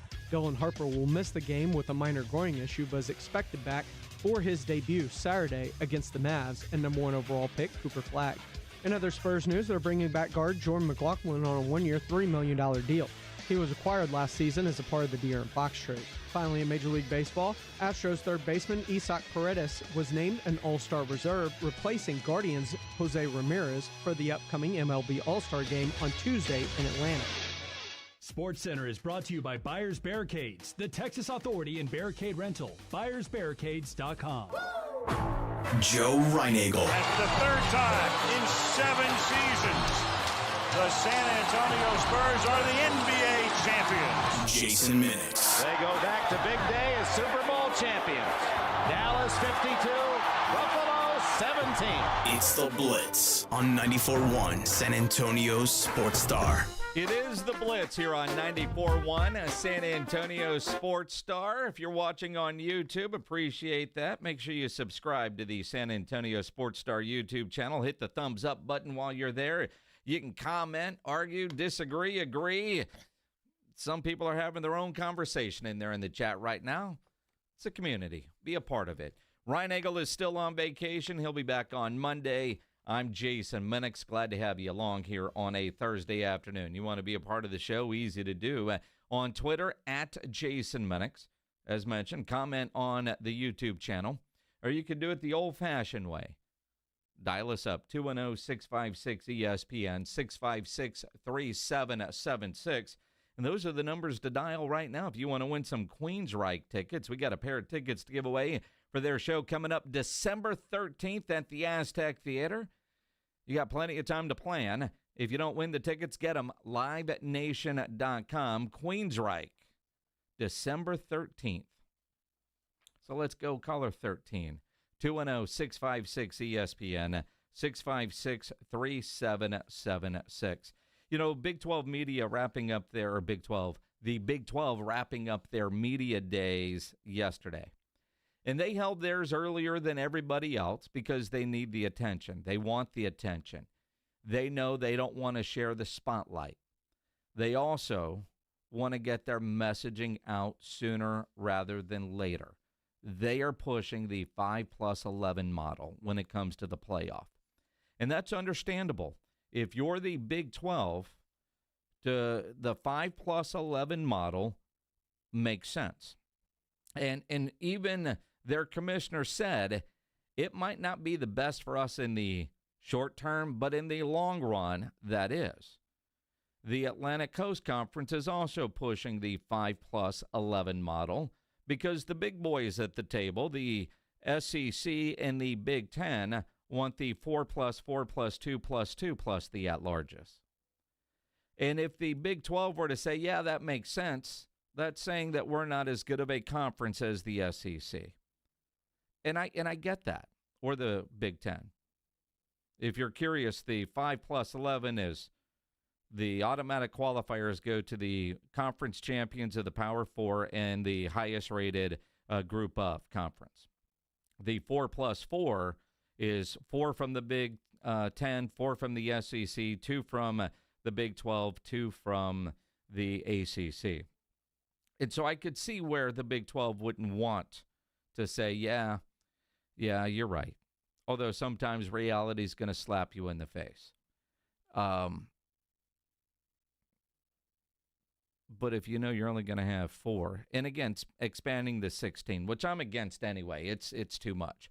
It's like reading today that the NCAA wants to expand the NCAA tournament in men's basketball and women's basketball from the current 68 to 76. 64 was perfect.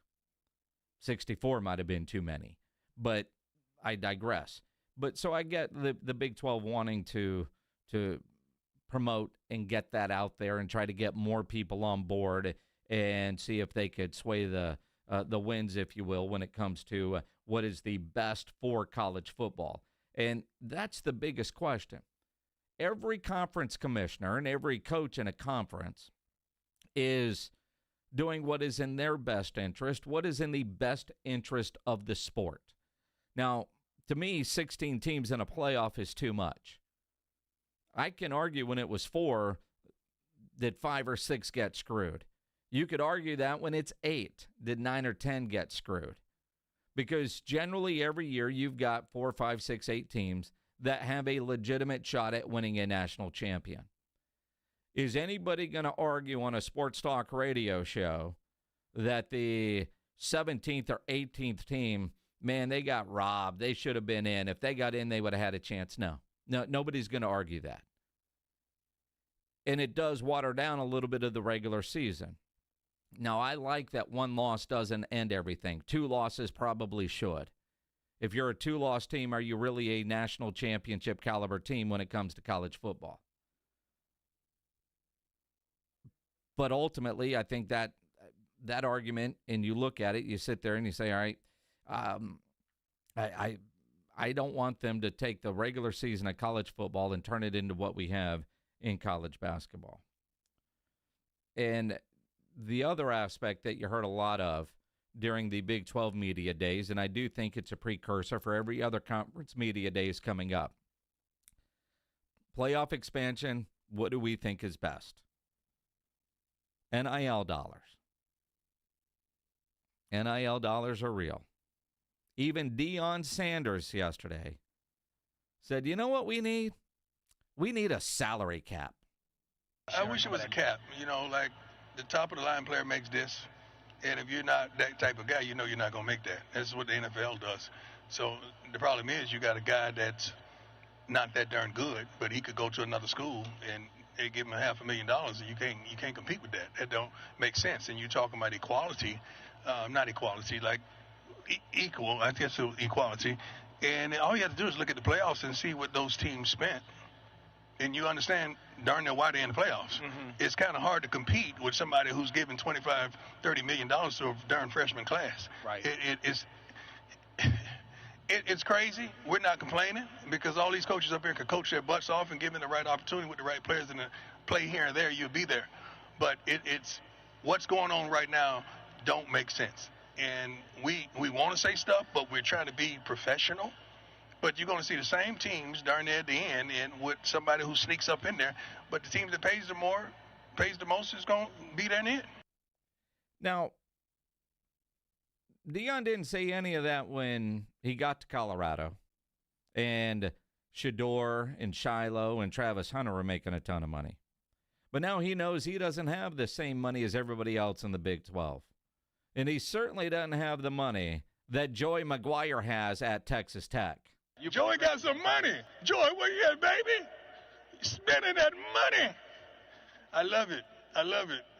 Once upon a time, you guys was talking junk about me going in that portal. Now, when everybody go in the portal, it's okay. It's cool when they do it.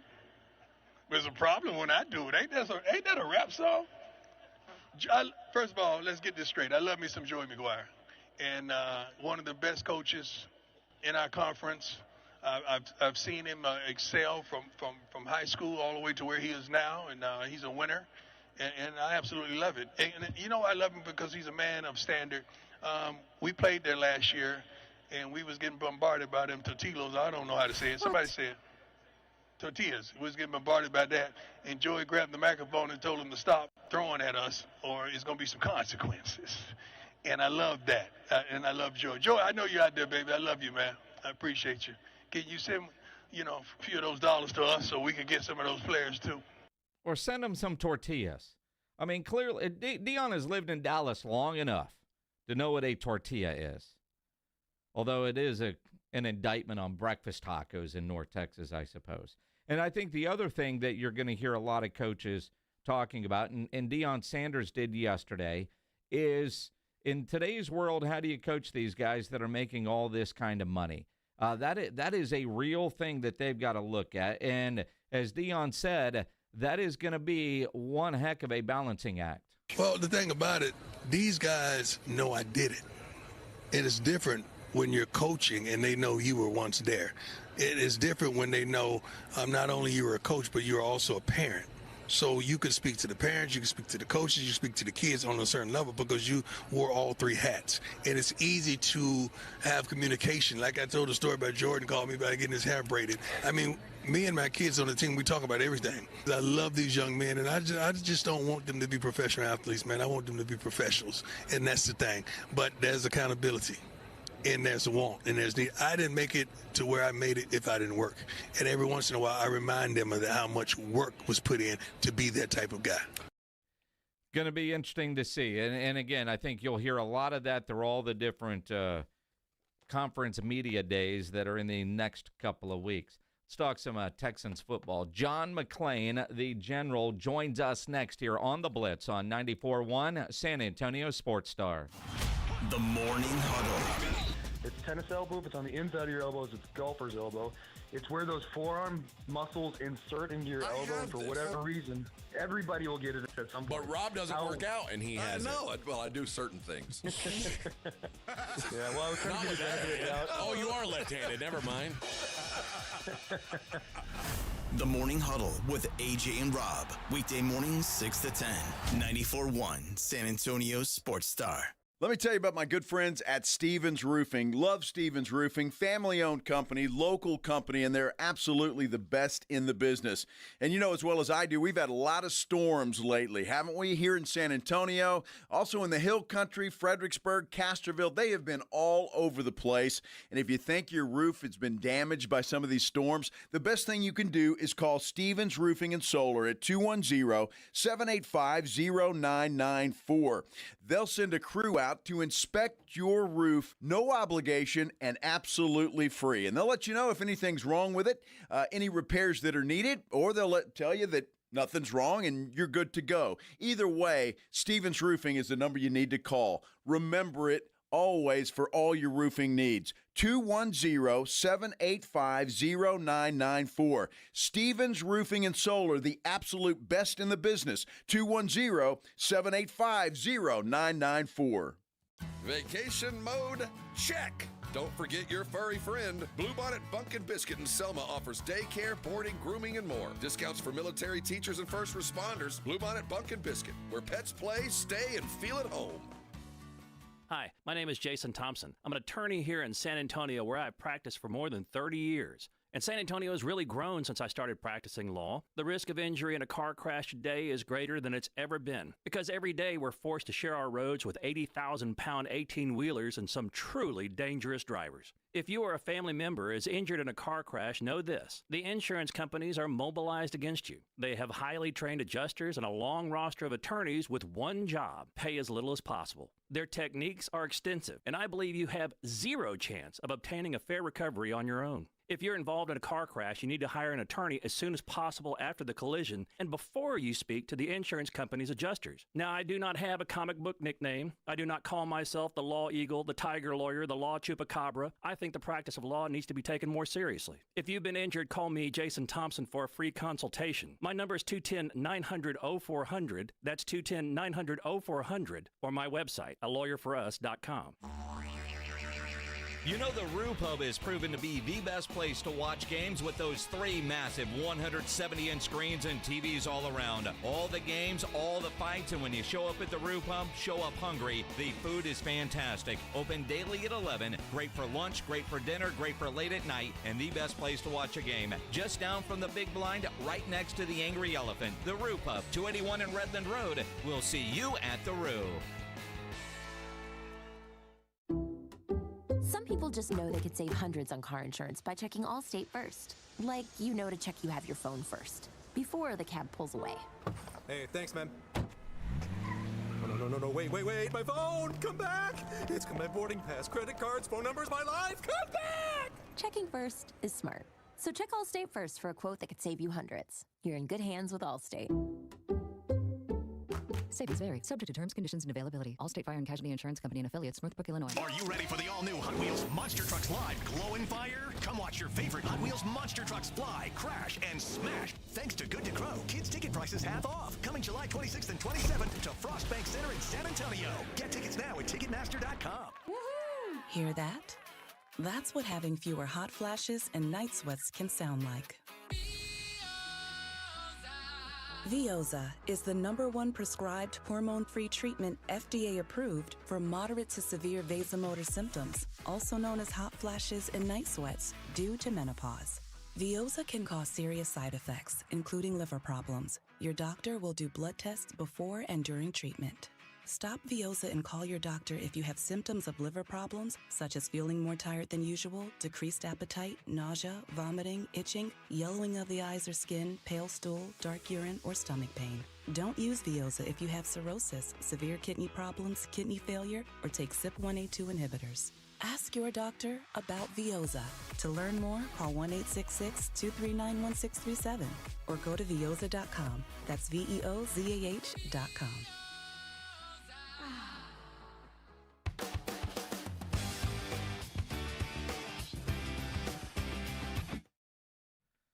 Couple of weeks before NFL training camps get underway.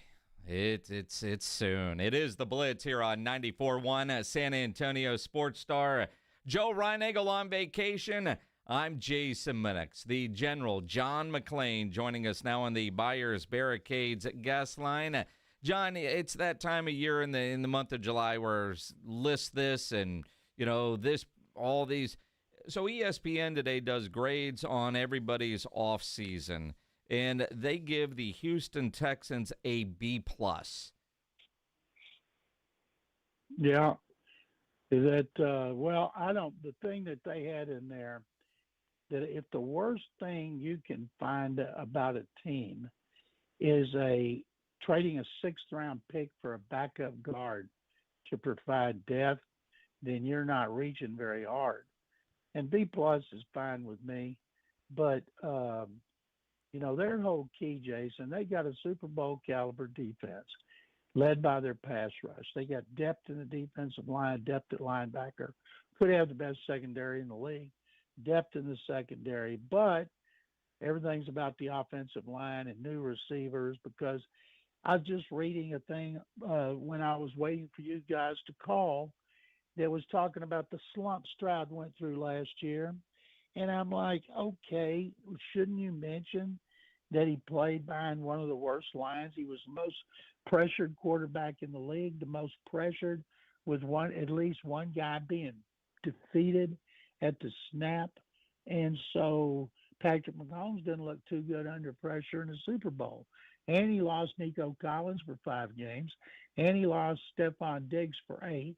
And so, yet he still was able to help them finish 10-7 and beat the Chargers in the wild card round. So, people are so quick to point out he had a slump. Yeah, but there's a reason for it, and to ignore it is not doing your homework. Well, and again, I think you pick any quarterback and you don't always get a full story. I think of Dak Prescott comes to mind. It's like everything else, but reasons or excuses, but it's on your record, and when you're the quarterback, you're going to get that.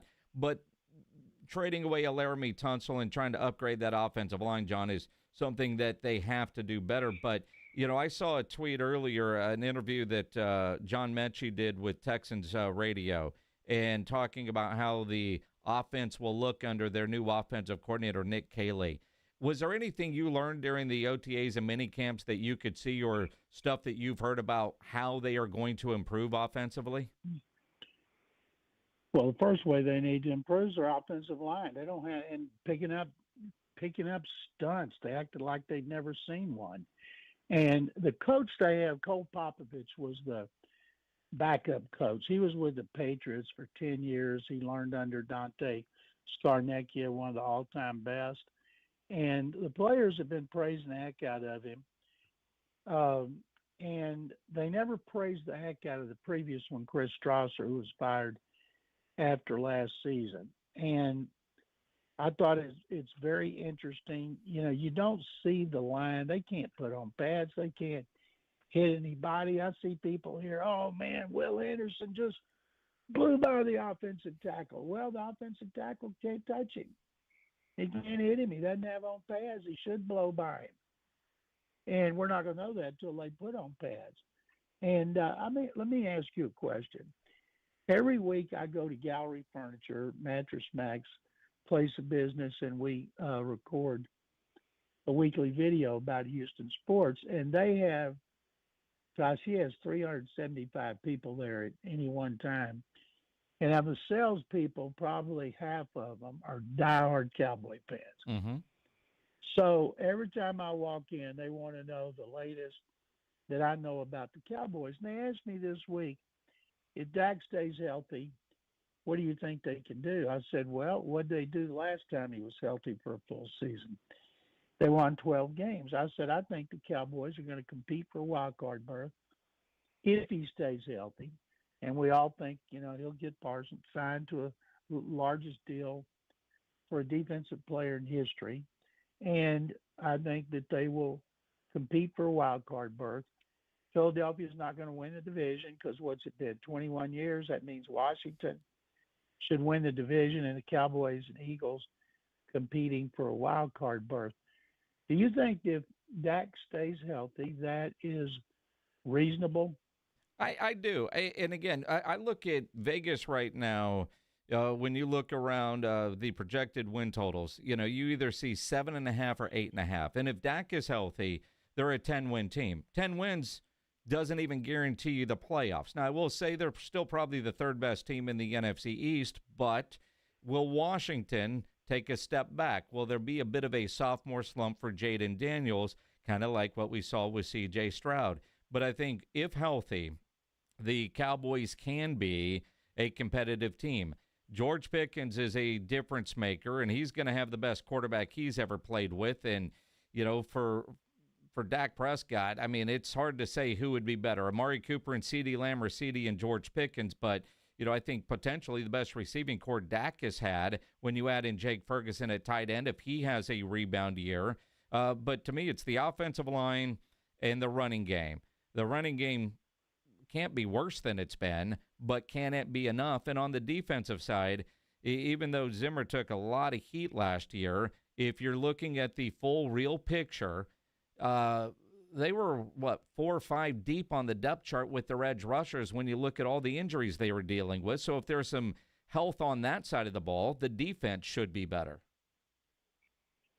One of the things that I believe is Pickens in the last year of his contract with a new team, he knows what his reputation is, and I think that the Cowboys will get the best that he has to offer, and that's great for CeeDee Lamb because that means Lamb can't be double-teamed all the time. And if he is, that's great for Pickens. But with Ferguson, that's 3 pretty good receivers that he's going to have, and I think they'll be high-scoring. They'll move the ball. They'll use the pass to set up the run instead of vice versa. And I think a lot of times when you throw the ball, you better be ready to run some draw plays because when you drop back, they're thinking pass and they're retreating, and then you catch the lineman off guard, and I would guess the Cowboys would do that. And I agree. I think they can win 10 games. 10 games will put you in the running for a wild card berth. And it's a tough division, of course. I saw Brian Daboll's number 1 on the hot seat. Number 2 is Mike McDaniel. But the thing about Daboll, he will play at some point with a rookie quarterback. And I think that'll buy him some time. And the Giants have a great defensive line. They might not have much else, but their defensive line is great. And the way they've invested in it. And as you know, if you got a great pass rush, you can be a game changer. But I think they're destined for last place. So I'll be surprised if the NFC East does not have 3 teams in the playoffs. I agree. And again, it's going to be interesting. And again, for the Giants, they're going to have to win a lot of games like 13-10 if they're going to have a chance because the defense is good. But it's also in the NFC. James Pledger and I earlier, we're watching Quarterback Season 2 on Netflix. And if you're a Cowboy fan, it's a tough watch because Goff, Cousins, and Burrow all destroyed the Cowboys last year.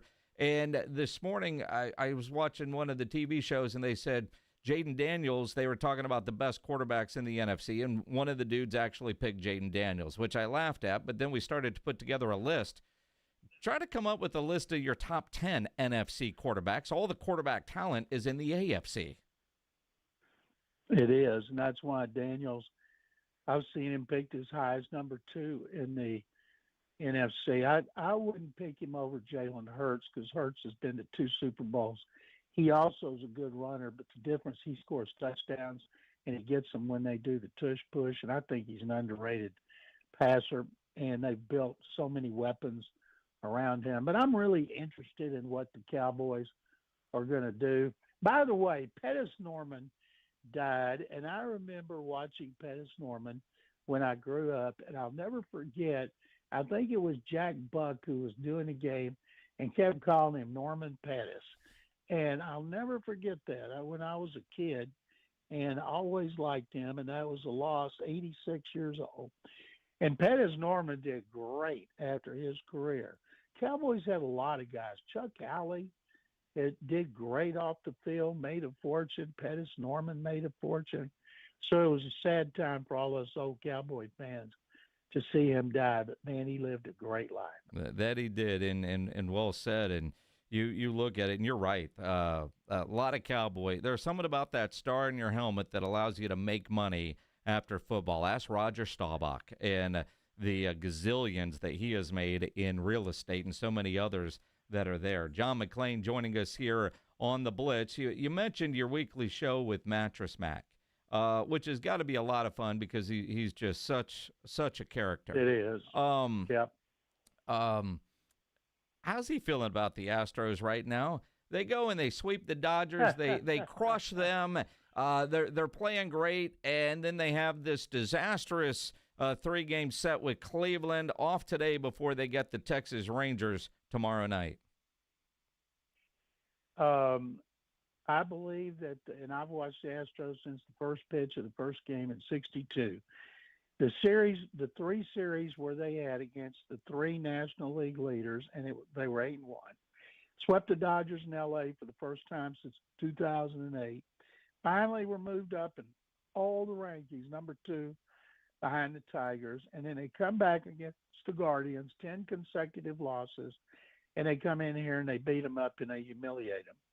And my belief is this. People tell me, you put too much stock in one game in one series. I said, I praise the heck out of them coming off that road trip. And then they come in here and I just blasted them on TV, on the radio, because they deserve it. We're talking about the stinking Guardians. Now they'll probably get swept by the Rangers. And they had, going into the Dodgers series, the best record in baseball against winning teams.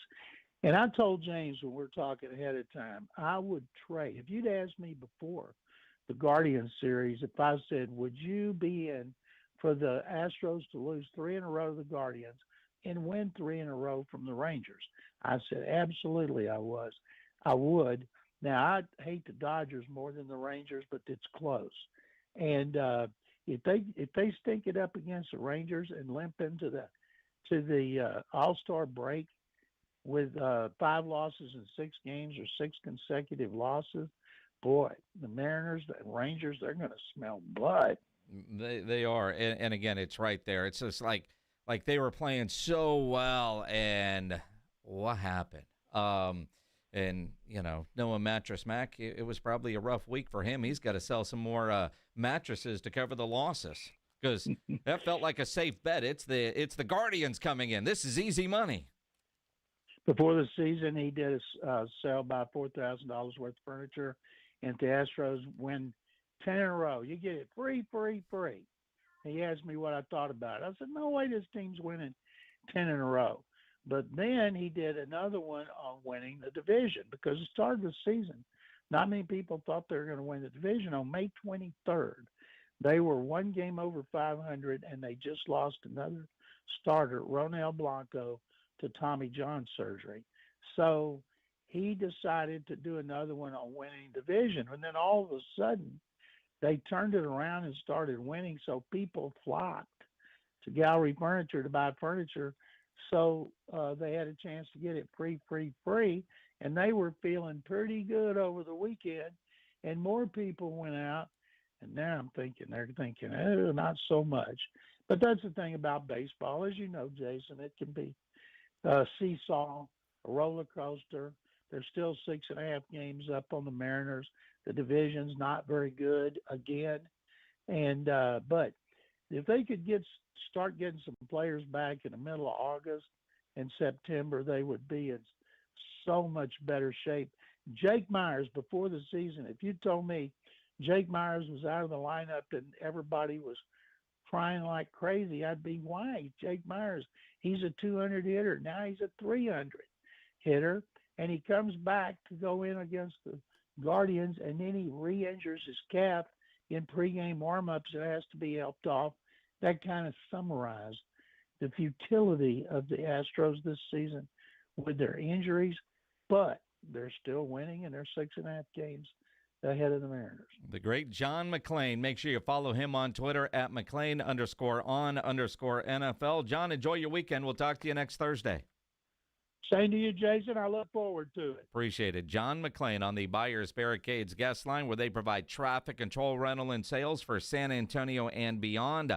Online at buyersbarricades.com. Of course, Tuesday is the All-Star Game. The Blitz will be live out at the Rue Pub, 281 and Redland Road, because you know there's no better place to go watch any big game, any big event than the Rue Pub there at 281 and Redland Road. And as we were talking about with John, the Rangers and Astros, they start a series tomorrow down in Houston. Astros off today. The Rangers wrapping up their series tonight against the Angels. You want to have a little bit more fun watching that game? Make sure you make a pick-em entry on Underdog. You can even do some Summer League basketball tonight. Cooper Flagg is going against Brawny.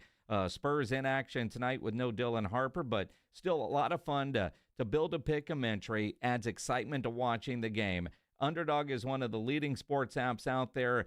Make all your sports picks, and you can play in the great state of Texas. Over 100,000 five-star reviews, and all you have to do to build your pick-em entry is choose higher or lower on predicted stats. Home runs, strikeouts, total bases, if we're talking baseball. Easy to do, and you can play for as little as $1. So download the Underdog app. Sign up with promo code STAR.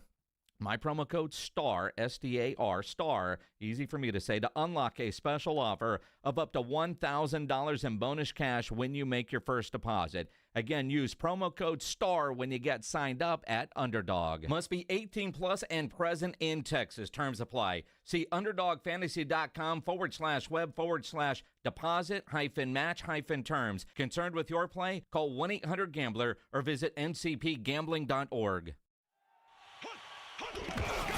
It's the Morning Huddle with A.J. Hoffman and Rob Thompson.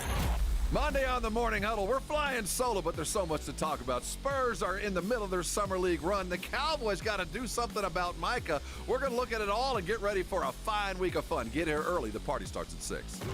It's the Morning Huddle with A.J. Hoffman and Rob Thompson. Morning 6 to 10 on 94.1 San Antonio's Sports Star. When you bundle renters and auto with Progressive, you can save while protecting your most valuable possessions, like your priceless vinyl collection. Sure, you sleep on a futon because the money most people would have spent on a bed you spent on more records. But forget the fact that you can stream just about any song ever created for a few dollars a month. No, you need to listen to music in the most difficult way possible.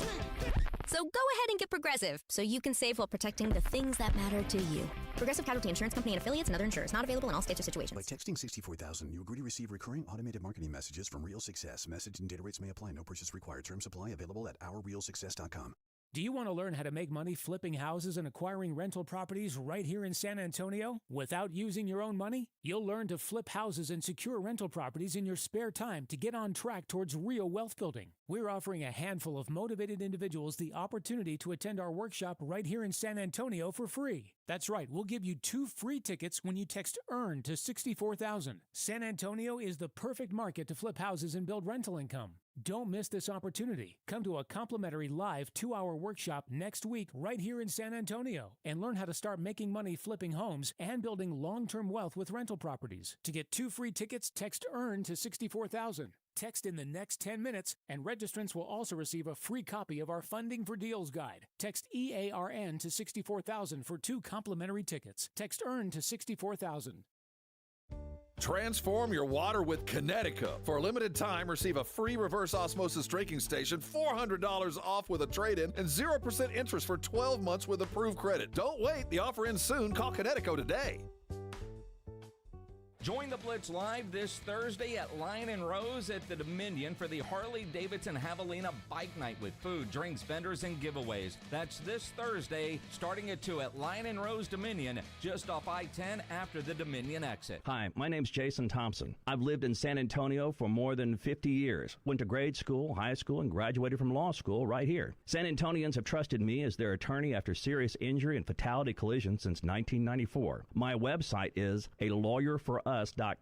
Why a lawyer for us? Well, after several years of practice, I watched as insurance companies created their own law firms solely to defend against auto claims. Today, there are very few insurance companies that do not have their own captive law firm filled with attorneys whose job is to minimize what the insurance company has to pay on an auto claim. If you or a family member is injured in a traffic collision, you will need your own attorney. Just remember alawyerforus.com. For many lawyers you see on billboards, your case will be handled by a non-lawyer or a staff lawyer. If you call me, Jason Thompson, I will be the lawyer you speak with. The initial consultation is always free. If you or a family member needs an experienced attorney, an attorney you can trust, I want you to call me, Jason Thompson. My number is 900-0400. That's 210-900-0400 or alawyerforus.com. This is the story of the one. As a safety manager at a manufacturing plant, he does everything he can to keep his coworkers safe. From finding ways to reduce risks to keeping safety supplies in stock. And for that, he relies on Grainger. Grainger offers a broad range of quality products and next-day delivery, so he can always play it safe. Call 1-800-GRAINGER, click Grainger.com, or just stop by. Grainger, for the ones who get it done.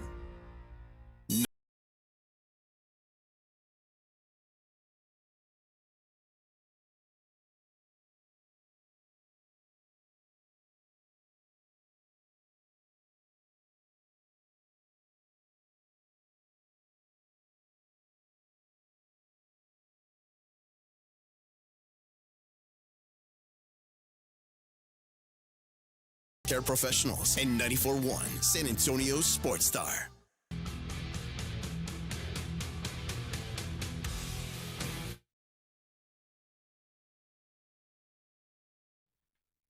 It is the Blitz here on 94.1 San Antonio Sports Star. Joe Reinagel on vacation. I'm Jason Minix. Glad to have you along here on this Thursday afternoon. Watching on YouTube, appreciate that. Subscribe to the San Antonio Sports Star YouTube channel. You know, somebody was saying, you guys go on vacation a lot. We do. I do. But sometimes we leave town and it's work-related. You know, in 16 days, we'll go to Oxnard, California. Work for our AA Best Bail Bonds Dallas Cowboys training camp coverage. Can't wait to check into the Jim Beam Beach House, which we picked a good one this year. Yeah? We always pick a good one. This one's close to the rudder room, though, right? Yeah, it looks like that way on the map by design. Wow. Yeah, it's although somebody that works here says I want to go, and I'm thinking I was going to write her back. Like, dude, you don't want to share a house with Rob and AJ. I honestly, you don't want to share a house with Rob and AJ. I mean, Rob's going to get hurt. He's always fun. AJ's just AJ. But, I mean, they get up at 2 o'clock in the morning to go to work, so they sleep all day. And, but, yeah, by Wednesday it looks like a dorm 6 weeks into semester. You ever notice colleges, they do, like, Parents' Weekend? Oh, yeah. 6-8 weeks in, so the kids will clean their room. Mom's coming. That's why they do it. Then we head in August out to Las Vegas. Again, work. The Ultimate Contest weekend. The Blitz, Joe and I, live in Las Vegas, August 21st and 22nd. That is a Thursday and Friday. Then we're staying for the weekend. You can join us. There are discounted rooms available at sasportstar.com. Where you click on the link, it will take you right to the Circa page that has the promo code Blitz already added. But if you're booking on your own, promo code Blitz will save you 20% on your rooms at Circa or the D. Now, we're going out there doing the show Thursday and Friday and staying for the weekend. Through the history of us going out to Circa Las Vegas to do shows, some people are there the whole time we are. Some people show up Friday night after work and stay through Sunday, which is typical Vegas weekends. Either way, the promo code works. You don't have to be there the whole time. Somebody actually just asked me that. Do I got to book all those same days? No. In fact, I know one guy is coming in either Wednesday or Thursday, and he's staying at Circa. And then for the weekend, he's moving over to the D because it's a little bit better for his wallet. Cool. Either way works. I know some that are going in Wednesday, and they're leaving Saturday for whatever reason. I don't know. They want a recovery day. They're older. I get that. I can tell you from experience, we don't have an early flight on Sunday this time. That sucked.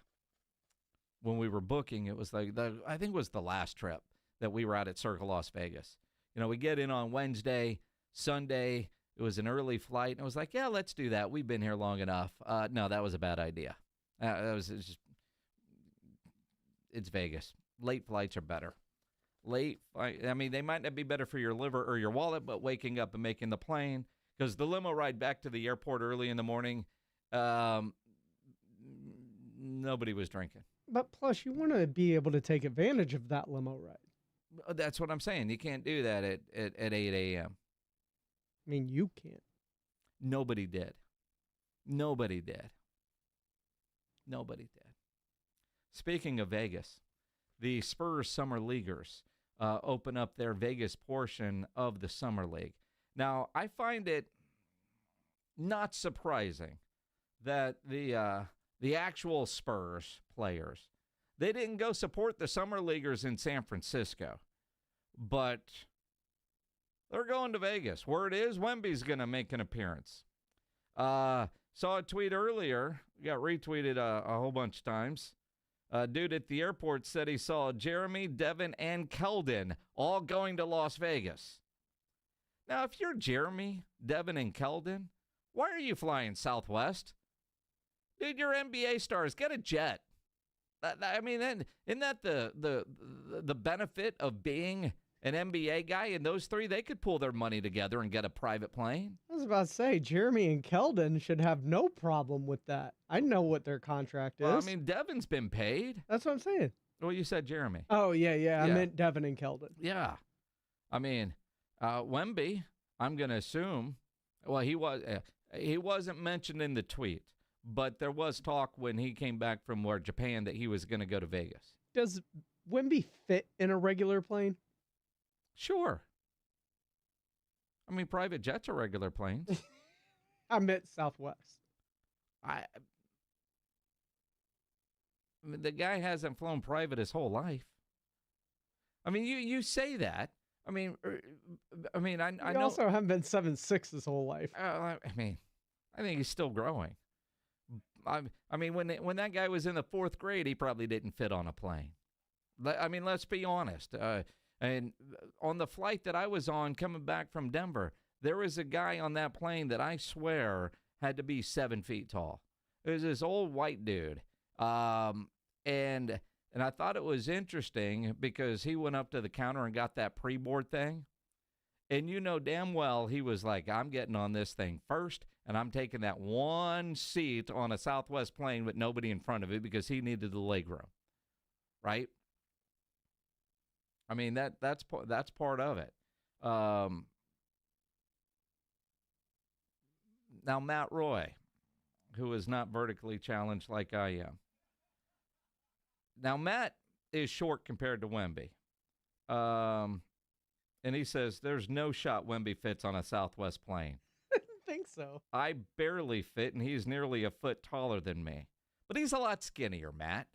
He could fit. There are tall dudes that could fit on a regular plane. I mean, let's go back to the old NBA days where they flew commercial.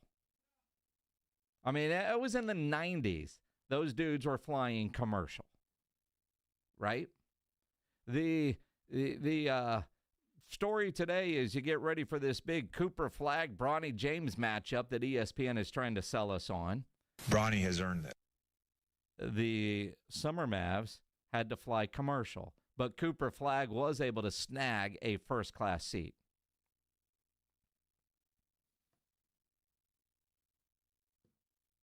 Cooper's earned it. A first-class seat. I get it. I mean, but I've seen tall people on Southwest. See, again. There's tall and there's Wemby. There's a difference. You know, Matt Roy is trying to defend his, I'm not body shaming you, Matt, but he said it doesn't matter how skinny you are if your knees are pressing up against the seat in front of you. That's true. It'd be uncomfortable. But I'm going to guess, I still don't know why any of those guys are on Southwest. Although I've seen Sean Elliott on a Southwest flight before. I've seen David Robinson on a Southwest flight before. I mean, rich dudes don't always spend all their money. I mean, and again, maybe Jeremy, Devin, and Keldon said, you know what I'd rather have instead of spending all this money? More money for the games. More money for the blackjack table. More money for a fancy dinner. Go Southwest. Maybe even use points. Why not? What's your status? Huh? The companion stuff? Who, me? Status? Yeah. Oh, yeah. Yeah, we have companion pass. Think they got that too? Yeah, well, I don't know. I mean, they could. Companion pass just means that you can take somebody with you for free or $11.20 in taxes. That's what people are like, God, you spend a lot of money traveling. Not really, because my wife flies for free.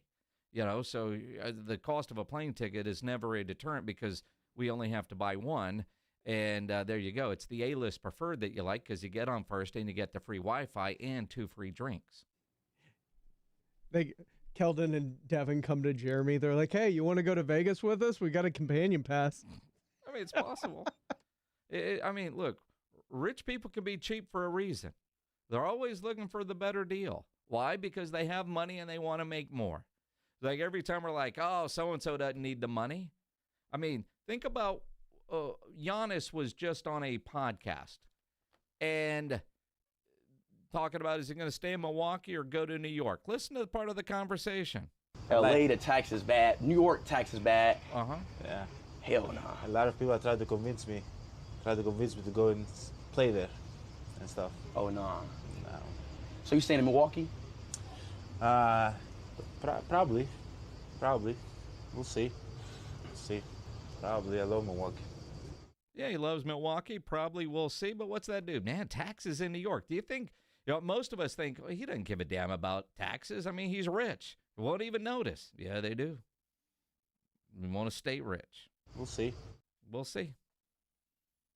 So you're saying there's a chance. Anything is possible. See, now Matt's making short jokes.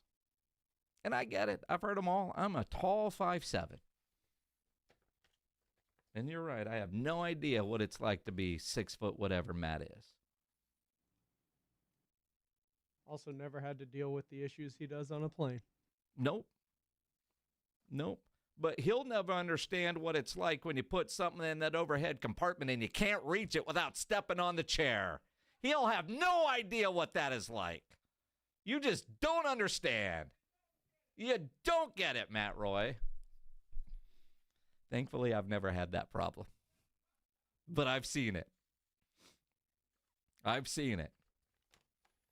And thankfully, I've never had that problem where I put something in the overhead bin that rolled all the way to the back and I couldn't reach it.